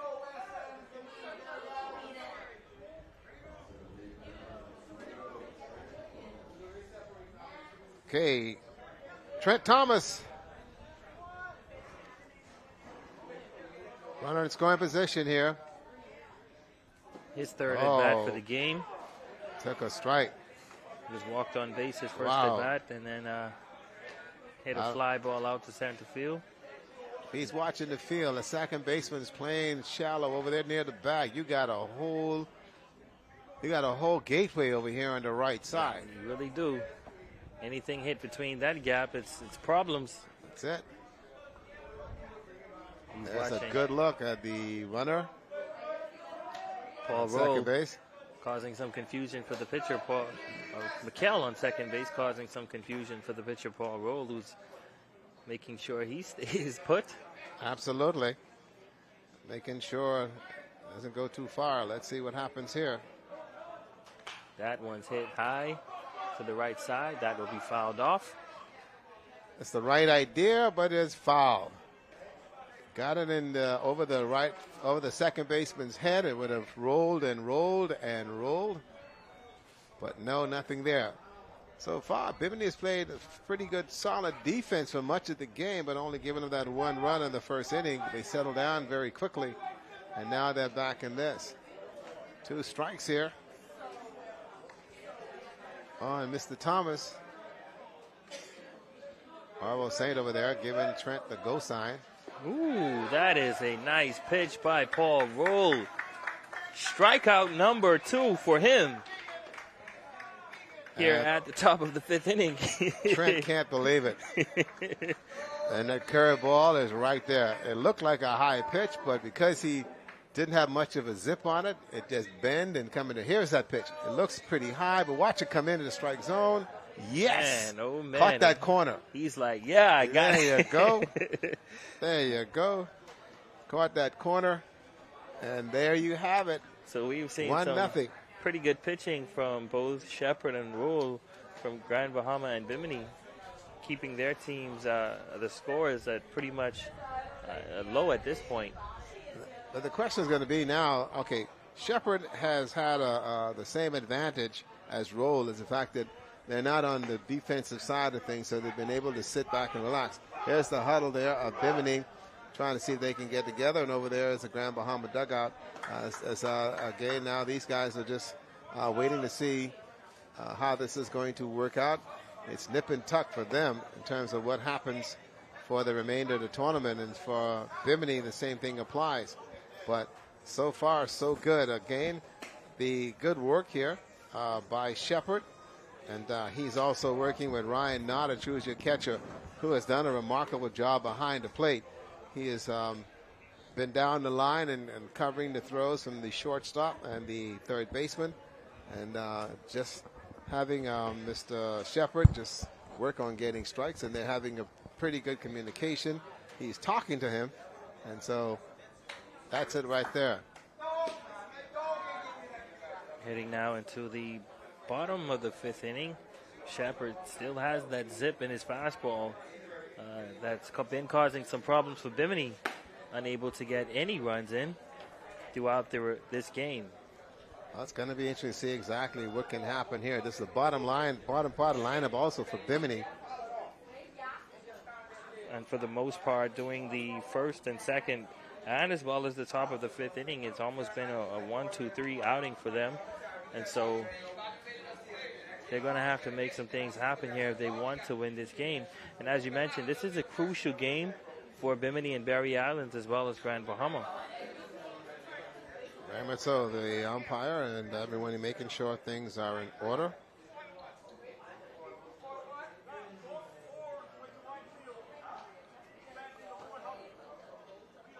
Okay.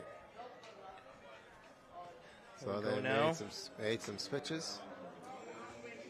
So the second baseman's gone to right field. They bring the right fielder in to play a little bit. And now let's go as Bimini wants to make something happen here in this one. That's a curved ball. That's nowhere near the strike zone. This is Shaquille Roll in the batter's box now for Bimini and Barry Islands.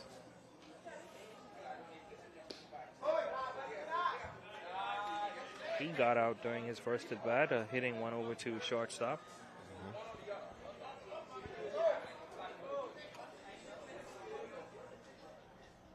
There's a swing and a miss.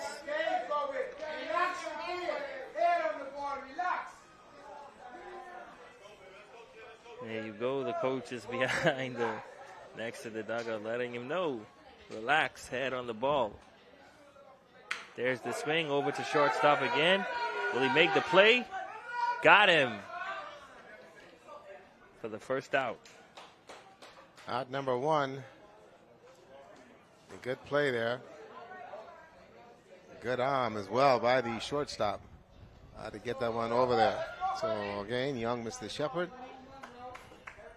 still in it, leading 1-0, one out here in the bottom of the fifth inning.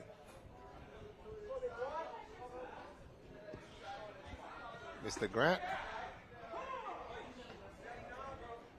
takes a strike late. Had procured to put down a bunt, but nothing there. Grant was walked on base during his first at bat, but now he got a hit over the shortstop. The throw got him. 2 outs, just like that, here in the bottom of the fifth.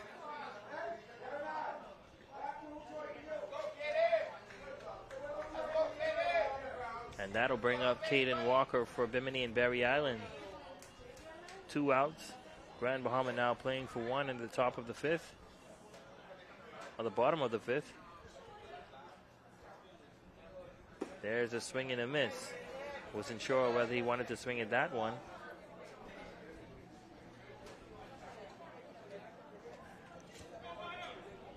Shepard.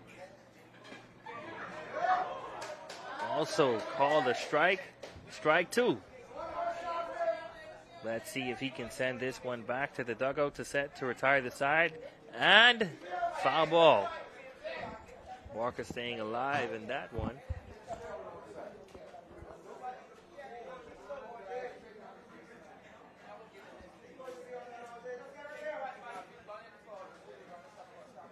There's the pitch. Got it over to shortstop. He makes the catch. Can he make the throw? No, he's safe on first. Beautiful stop by the shortstop of Grand Bahama. That is Austin over there, was able to make 2 plays to get the first and second out for Grand Bahama, but the third, no way. There's the hit. The throw over to first, safe.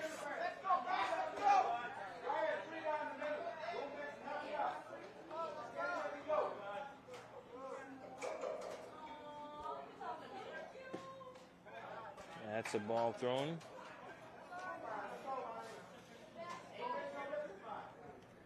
Sky Hanna in the batter's box for Bimini and Barry Allen. He has a runner on first. Let's see what he does.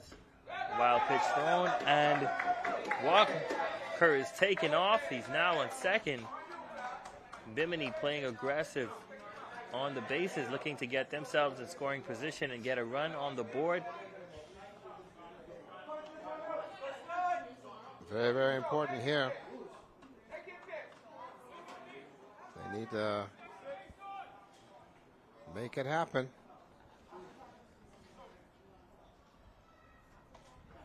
Young Sky Hanna. Guy fouls it off, eh? He was walked on base during his last at bat.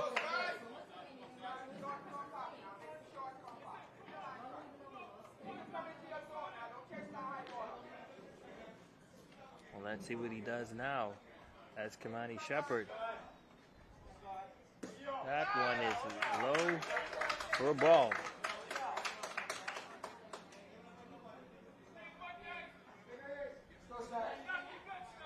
Caden Walker on second. Desperately wanting to come home as Grand Bahamas now when he's playing for one out. Let's see what happens. Here, the pitch thrown over to, nope, he doesn't get it. Looking over to his second baseman.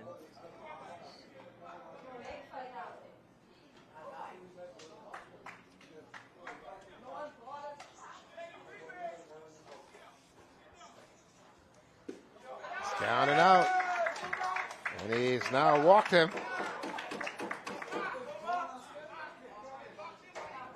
Shepard does not want to find himself in problems now as we're deep at the bottom of the fourth, at the bottom of the fifth inning.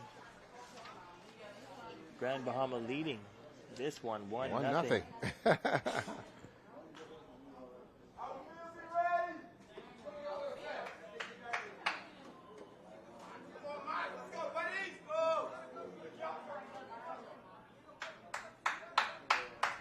Max Gomez stepping to the plate for Bimini and Berry Island.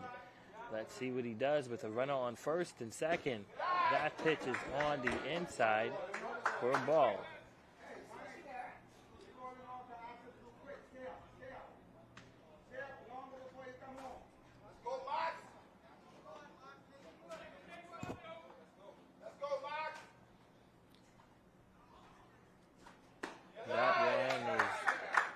Also a ball.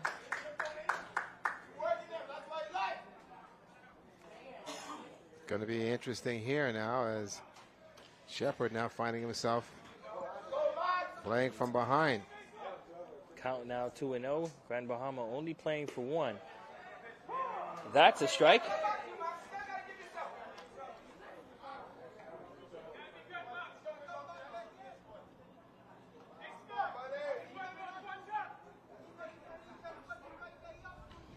So 2 balls, 1 strike. That one is also called a strike. 2-2. Grand Bahama playing for one. Runners on first and second.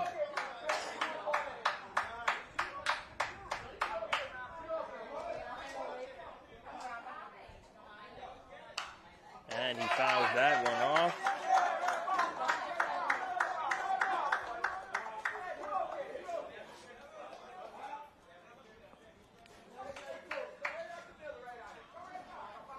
Bimini dugout very much alive in the bottom of the 5th inning. Letting him know to stay in there.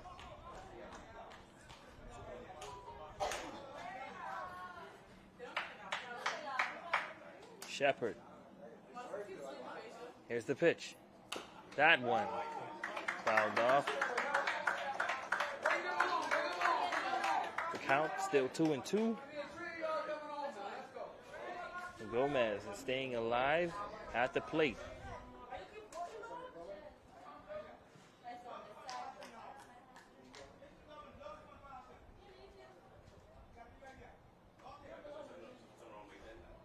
Good pitch to strike him out and retire the side. Shepard got him looking for his 4th K of the game. Boy, I tell you, Shepard has been putting on a show during those last batters. Striking out 4 so far for the game. There's the pitch. Got him on the outside corner. And Gomez says, wow. Still a 1-0 game, folks. We have completed 5 innings of play as we go to the 6th inning with Grand Bahama leading it 1-0. We'll be back to the Andre Rogers Baseball Stadium in just a blink.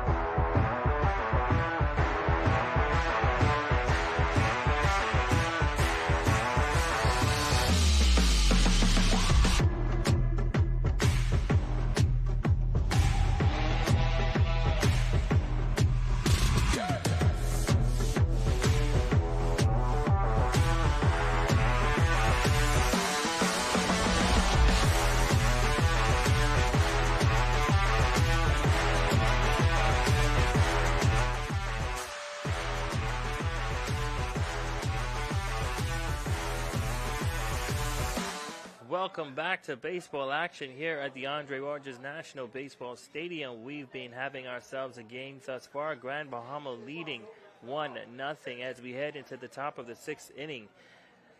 This one has been a closely contested matchup between both teams as both pitchers have been putting on quite a good show, keeping it at a low-scoring game. But this inning will be the deciding factor. We'll see what happens as Paul Roll will look to get his team on the scoreboard. And Grand Bahama looks to close it out. A very crucial game for both teams.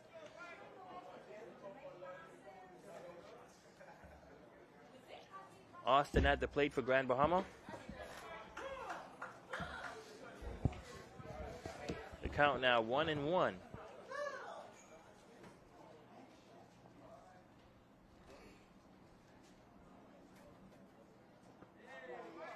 That one is thrown into the dirt.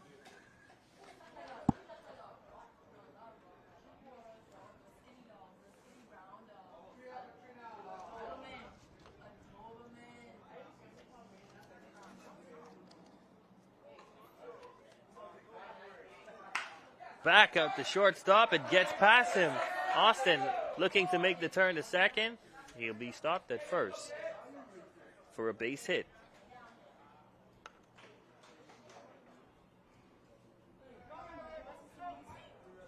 So Grand Bahama starting things off with a base hit from their leadoff. Austin. That'll bring up Russell, who is stepping into the batter's box now with the runner on first. Here in the top of the 6th inning. He swings and a miss. Underneath that, they went on that high ball. He didn't do anything there. Well, I tell you, Paul Roll has been, that breaking curveball has really been getting a lot of swings, but no contact. That's a strike. Oh, yeah. No one has been able to touch it. That's a strike. I don't know what in the world he saw there, but boy, that is a strike.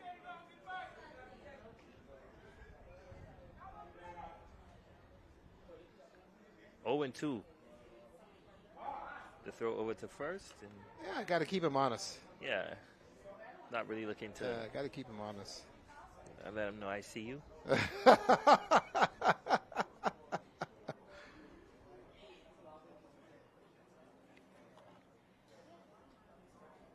Roll again with the pitch on the 0-2 count.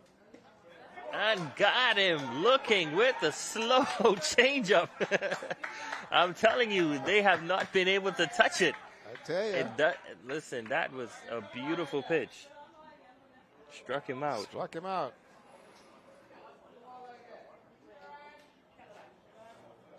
That's his third K of the game. There's the pitch. It's that breaking curve. They can't do anything with it. Can't touch it. Ryan Nottage stepping to the plate now for Grand Bahama.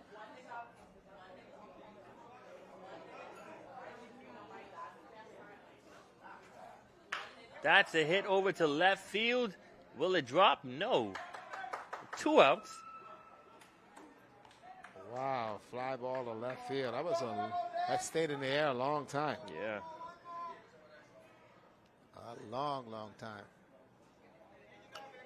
Runner on first base. Could be trouble here. Top of the 6th inning, folks. Keep in mind, too, that you're also looking at time and also the inning factor. Dave That's a Mackey strike. at the plate for Grand Bahama. Austin still on first base, not being able to make any advancements on the bases. Paul Rowe having a beautiful inning so far. That is a swing and a miss by Davon Mackey. The count now 0-2. And Bimini playing for 1 in the top of the 6th. They will have the last at bat. An opportunity to close this out if they're able to score. That one on the ground.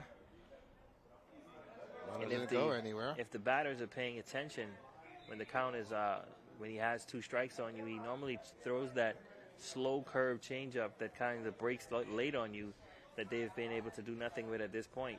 Well, let's see what he does. And he throws it high, so what the bottom of it will drop out.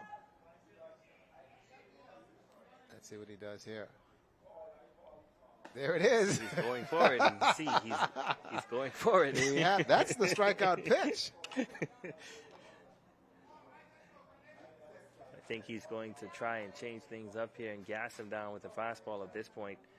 Davon Mackey has to be a very disciplined hitter to see if he's going to put this one into play. Roll with the pitch. That's the curve again, unable to get it across the plate. Yeah, didn't get it down.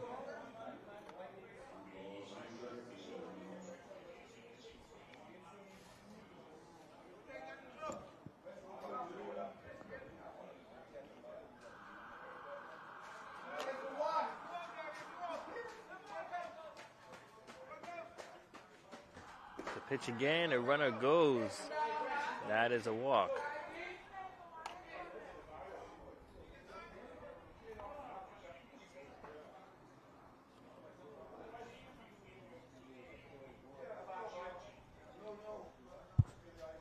And they're going to call a time as the infield will come out and have a word with Rule to see what they're going to do with the runner now on second and first. And Grand Bahama looking to pull away here at the top of the 6th inning. Now, this is a crucial point for Bimini. If they're not able to close this out, it's going to be difficult for them, or even more difficult for them to close this out at the bottom of the 6th if they're able to. And remember, we're still playing with a 2-hour rule, so we'll see what happens here for Paul. Brent Burrows stepping to the plate for Grand Bahama, looking to make some things happen.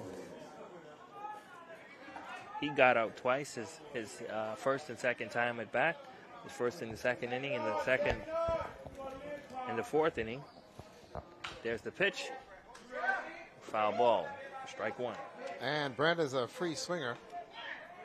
So the reality is he's coming up hacking. He's actually flied out.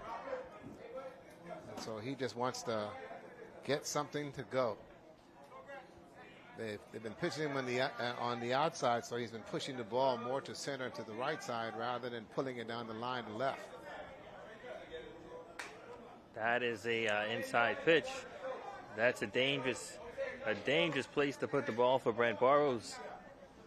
Yeah, he missed that one. Yeah, he definitely missed that one. Yeah, he looked over there. Okay, that one got away. Let's reload and come back. They'll change the ball.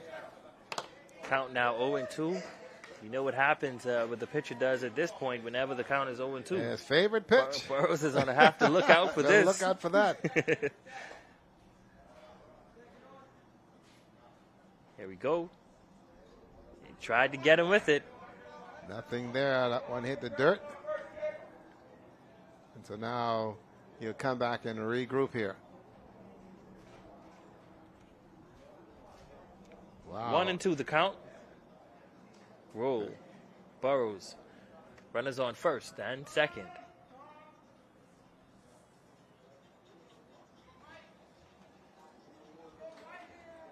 Umpire calling for the play to be reset. There you go. This is big right here. This is a big pitch. And a hit over to third base. He makes the stop. Can he get the throw over to second? No, and that is crucial for Bimini. Will he get him at home? No, they won't. And the runner goes. That is 2 runs scored for Bimini. And what a crucial mistake there to throw that one pass out into right field. The second baseman unable to get it. And thereby, we've seen what happens in more cases than one when you start throwing the ball around. The ball starts to bounce off this turf. And 2-run score for Grand Bahama.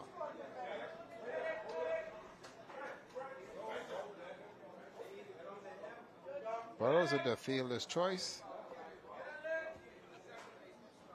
Mackey running smart there, and also Austin for the 2 runs to score.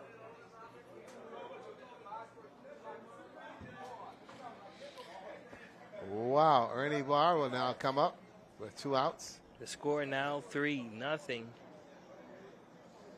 And Bimini just made their job a little bit harder in the bottom of the 6th. Absolutely. Those crucial mistakes. A very crucial mistake there. To throw out there into right field from second base. Also the medical team on staff over there checking on the Grand Bahama ball players, making sure they're okay. Ernie Barr is your batter here in the top of the 6th inning. 3-0 is your game. That one gets away. On the inside, and that'll bring home the runner from third. Bring up Mr. Brent Bahama Burrows. Now has 4 runs scored. So 3 runs given up in 3 this runs in this inning.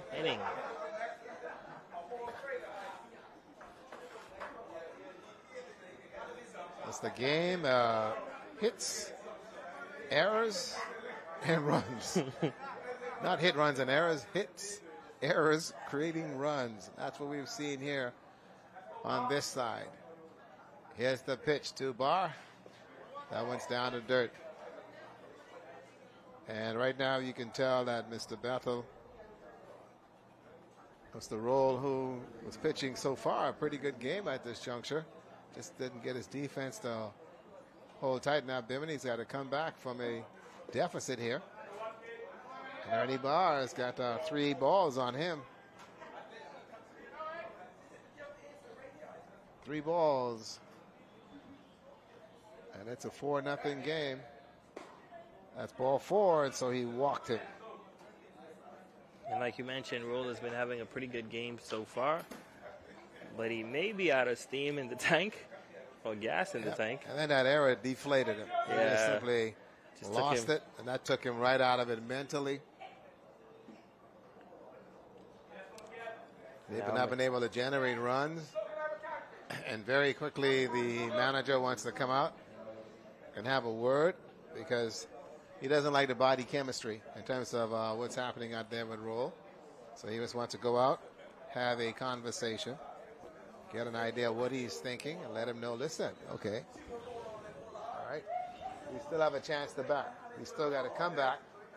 And we have the opportunity to go on offense and make some things happen on our side of the ball. We just need to get out of this inning. And if we get out of this inning, we'll be okay. That's exactly what they're looking at. It's got to get out of the inning, make it happen, and go from there. But so far, you know, Bimini with 1 run in the first, and right now 3 runs here in this one, and you've got a 4-0 advantage. And Grand Bahama still looking for more. We can tell you that Bethel popped up to the right side, base hit, beat it out. And here he is back at the plate. This is his second appearance, sorry. With a 4-1 advantage here at the top of the 6th inning. That's a hit over. Short. In the gap, it'll get through. Out to left field. And that's the pitch he's been waiting on. Took the first one and hit that one. And I tell you, he hit it the exact same place as his last at bat as well, between the third and shortstop. They weren't able to make the play. And the ball left the infield in a hurry. Now at bat.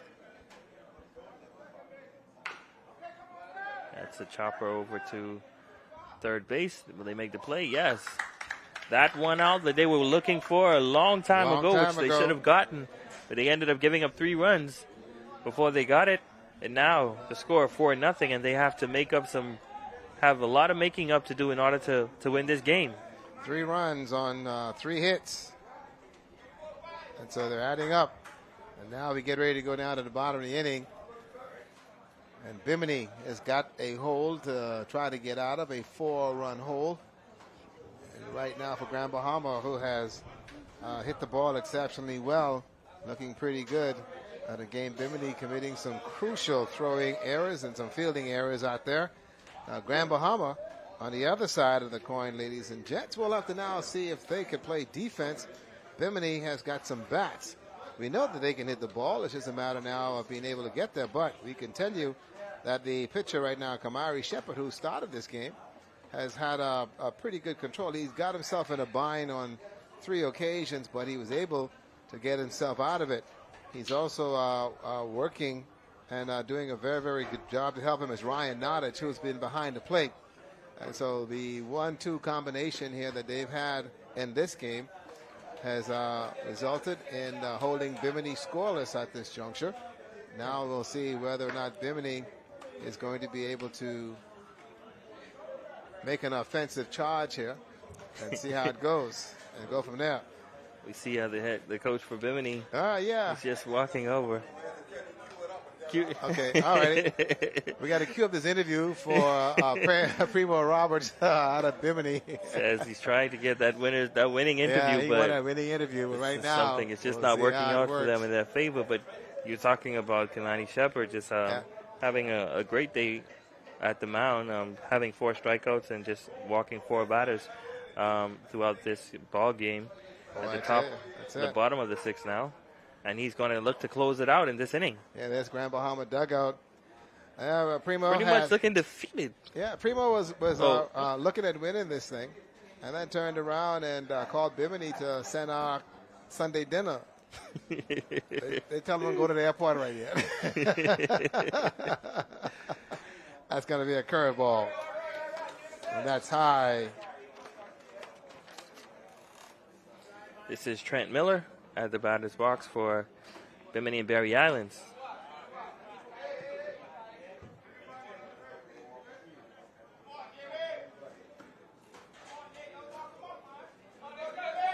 See what he can do here. That's a strike down the heart of the plate. Now he's ready. Struck out his last at bat.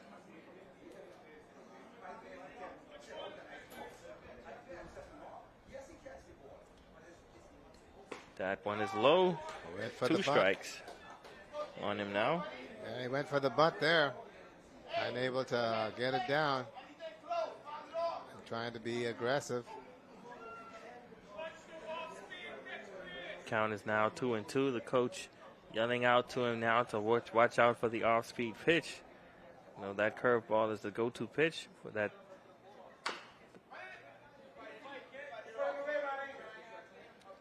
Stays alive by fouling that one Fouled off. off to the third base side.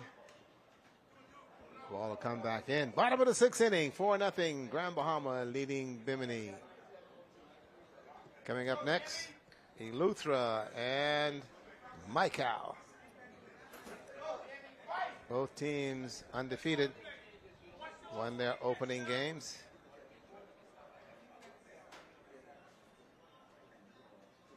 Good Swing pitch on to a get miss him and out got of it. there. That one had a little pop to it. Absolutely, that is his 5th K of the game.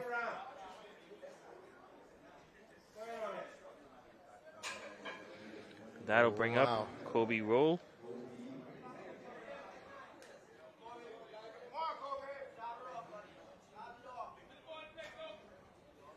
We'll look to start things for Bimini. And that's a strike. That That's one a had. strike. That one was right down the heart of the plate. There was no if, ands, or but about that one. Just put it right there. It's like, okay, buddy, you want to hit it? Here it is. Swing at that Swing and a one. miss. Went at a high ball. Keep your head on the ball. Keep your head on the ball. See what you're hitting. There we go. 2 strikes. Bottom of the 6th. Ooh, that is on the struck him out. inside and got him looking. Well, the fan base is saying keep your head on the ball, not your eyes. He did keep And his he head took on. his head on the ball. He took his head out of it, took his head, turned it, and went to the dugout. That's exactly what he was looking at. So 6 strikeouts now for Kimani Shepard on the mound for Grand Bahama. There you go, Tyler Kemp. Is your batter.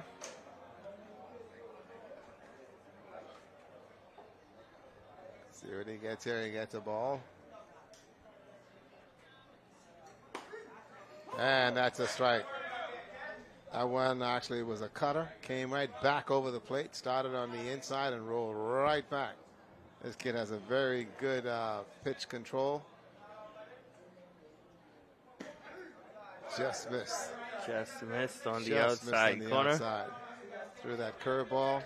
You know, Grand Bahama is now only playing for 1 to close this thing out. Going right back to that cutter. Nope. That one didn't bite. Stayed outside. Didn't stay outside. Shepard looking for an out. 2 outs here in the bottom of the 6th inning. No, That that's one. down the dirt, and he walked it. So Bimini gets a runner on first base. It's not over till it's over. Until it's over. Terrell Oughton coming to the bat now. And very quickly, the coach for Grand Bahama will cross the line. I think it's a good timeout because you don't want anything to happen too drastic here. You're already up 4 runs, and you know you can close this thing out, or they can rally and bring in those 4 runs with now a runner on base, and you know you got about 2 batters before basically the strong part of the lineup comes up. They're only playing for 1, so they don't want to make any mistakes at this point. He wants to close it out. And Terrell out, and he wants to close it out on this batter. That's it. Well, they think they're going to have a substitute. And for Okay, out. Terrell. So they got a substitute in here. That's another Sky Hanna, 4'7". I almost thought it was him for a minute. Oh, it's another Sky Hanna, 4'7". Little fella will come to the plate. He's making his Bahamas games appearance here. getting his name in the batters in the scorebook. Sorry. Maybe he will look to bunt or he will look to swing. Let's see what happens. Let's see what he does. That's and he on takes the a strike. inside. Put him in an awkward position. He comes off the bench. He got loose earlier, but now he's going to see if he's going to try to slap something somewhere. That is There a you great go. pitch, and Take he's that swinging swing. around. Got to stay on it. There you go, Michael. Take your cuts, boy. Folks in Bimini pulling for you. Shepard looking to close out this game on this pitch. And this one stays alive. Yep. Was that a swing? No. Michael threw the bat up in the air. He thought it was coming near his hand. It was a ball, and he threw the bat up. Threw the bat up in the air. It just came off the top of the bat and went up as a foul ball. As you call it, just throw it up Shepard in the air. with 6 Ks now. Let's see if he can get the 7th. And yes, he Got does, it. and closes this one out with a strikeout. And Grand Bahama takes down Bimini 4-0 to close out the game. What an incredible outing here we've seen in terms of the game. 4-0 a final. Grand Bahama defeating Bimini back into the win column. They'll have the afternoon off, and they will not play until tomorrow. I'll give you that in terms of how they're going to work out, but it was a awesome showing for this young man, Manny Shepard, who started this game, and from the start of the game looked very, very sharp in terms of his performance and how he was able to get things going. Bimini, they've now got to go back to the drawing board. They have lost. So they're going to be fighting like crazy now to determine exactly how that's going to work for them in terms of how they get back into tournament play. And Primo Roberts looked like he going to be running something going. He's over there on the side and working to see how things go. But for Grand Bahama and Alonzo Chappie, proud of the team. They have got another win, so they've actually got 3 wins. They beat Abaco twice, and here they beat Bimini. And now they'll wait and see exactly how that's all going to turn out for them as far as the game is concerned. Our fans there looking and taking a very good peek at how this one is transacted. Some 5 hits here for Bimini, for Grand Bahama. Had a very good turnout in terms of how they've been able to make it happen. Grand Bahama scoring a run in the first and also scoring a run in the third, which is fantastic in terms of their participation. Bimini unable to do anything in terms of scoring today. They have left a lot of batters on base. They've left exactly 6 batters on base in terms of their performance here today, which is not what you would like to see happen, but that's just the way it is and how things have gone in terms of how the game has ended up. So for Grand Bahama, they get into the win column, and so they can now go back and regroup and look for some answers in there. There's a look at Long Island. They lost their game earlier today. They've got the rest of the day off, and so they too now have to come and regroup and get themselves back on in stride in order to make a difference as far as the tournament is concerned. They're sitting on a 2-2 mark as far as the win-loss scenarios, and so they'll watch.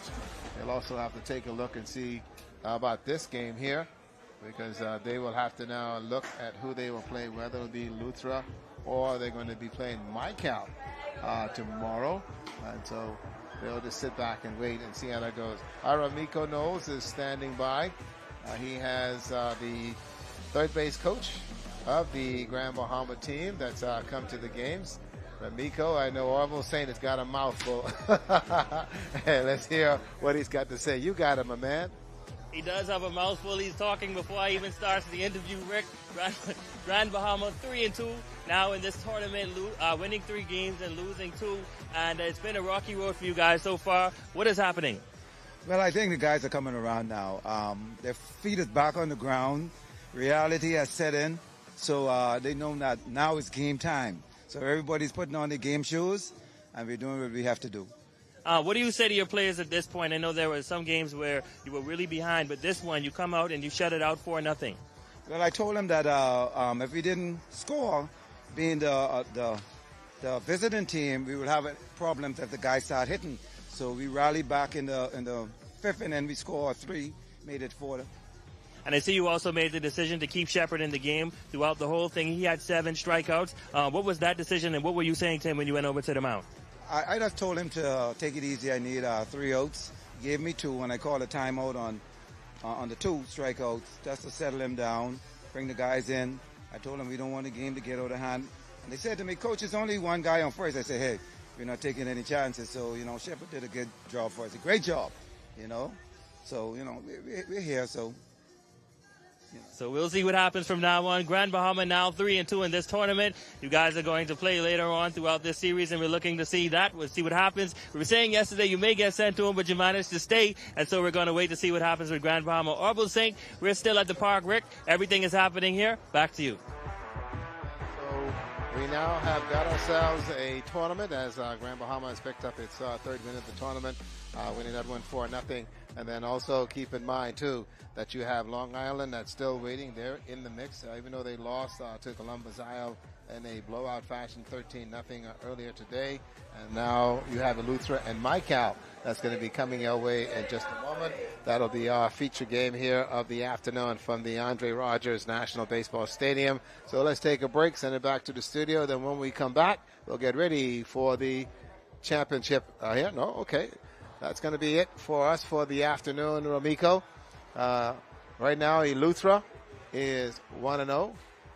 We can tell you that Mycal is 1-0 in terms of how they've been able to play here today.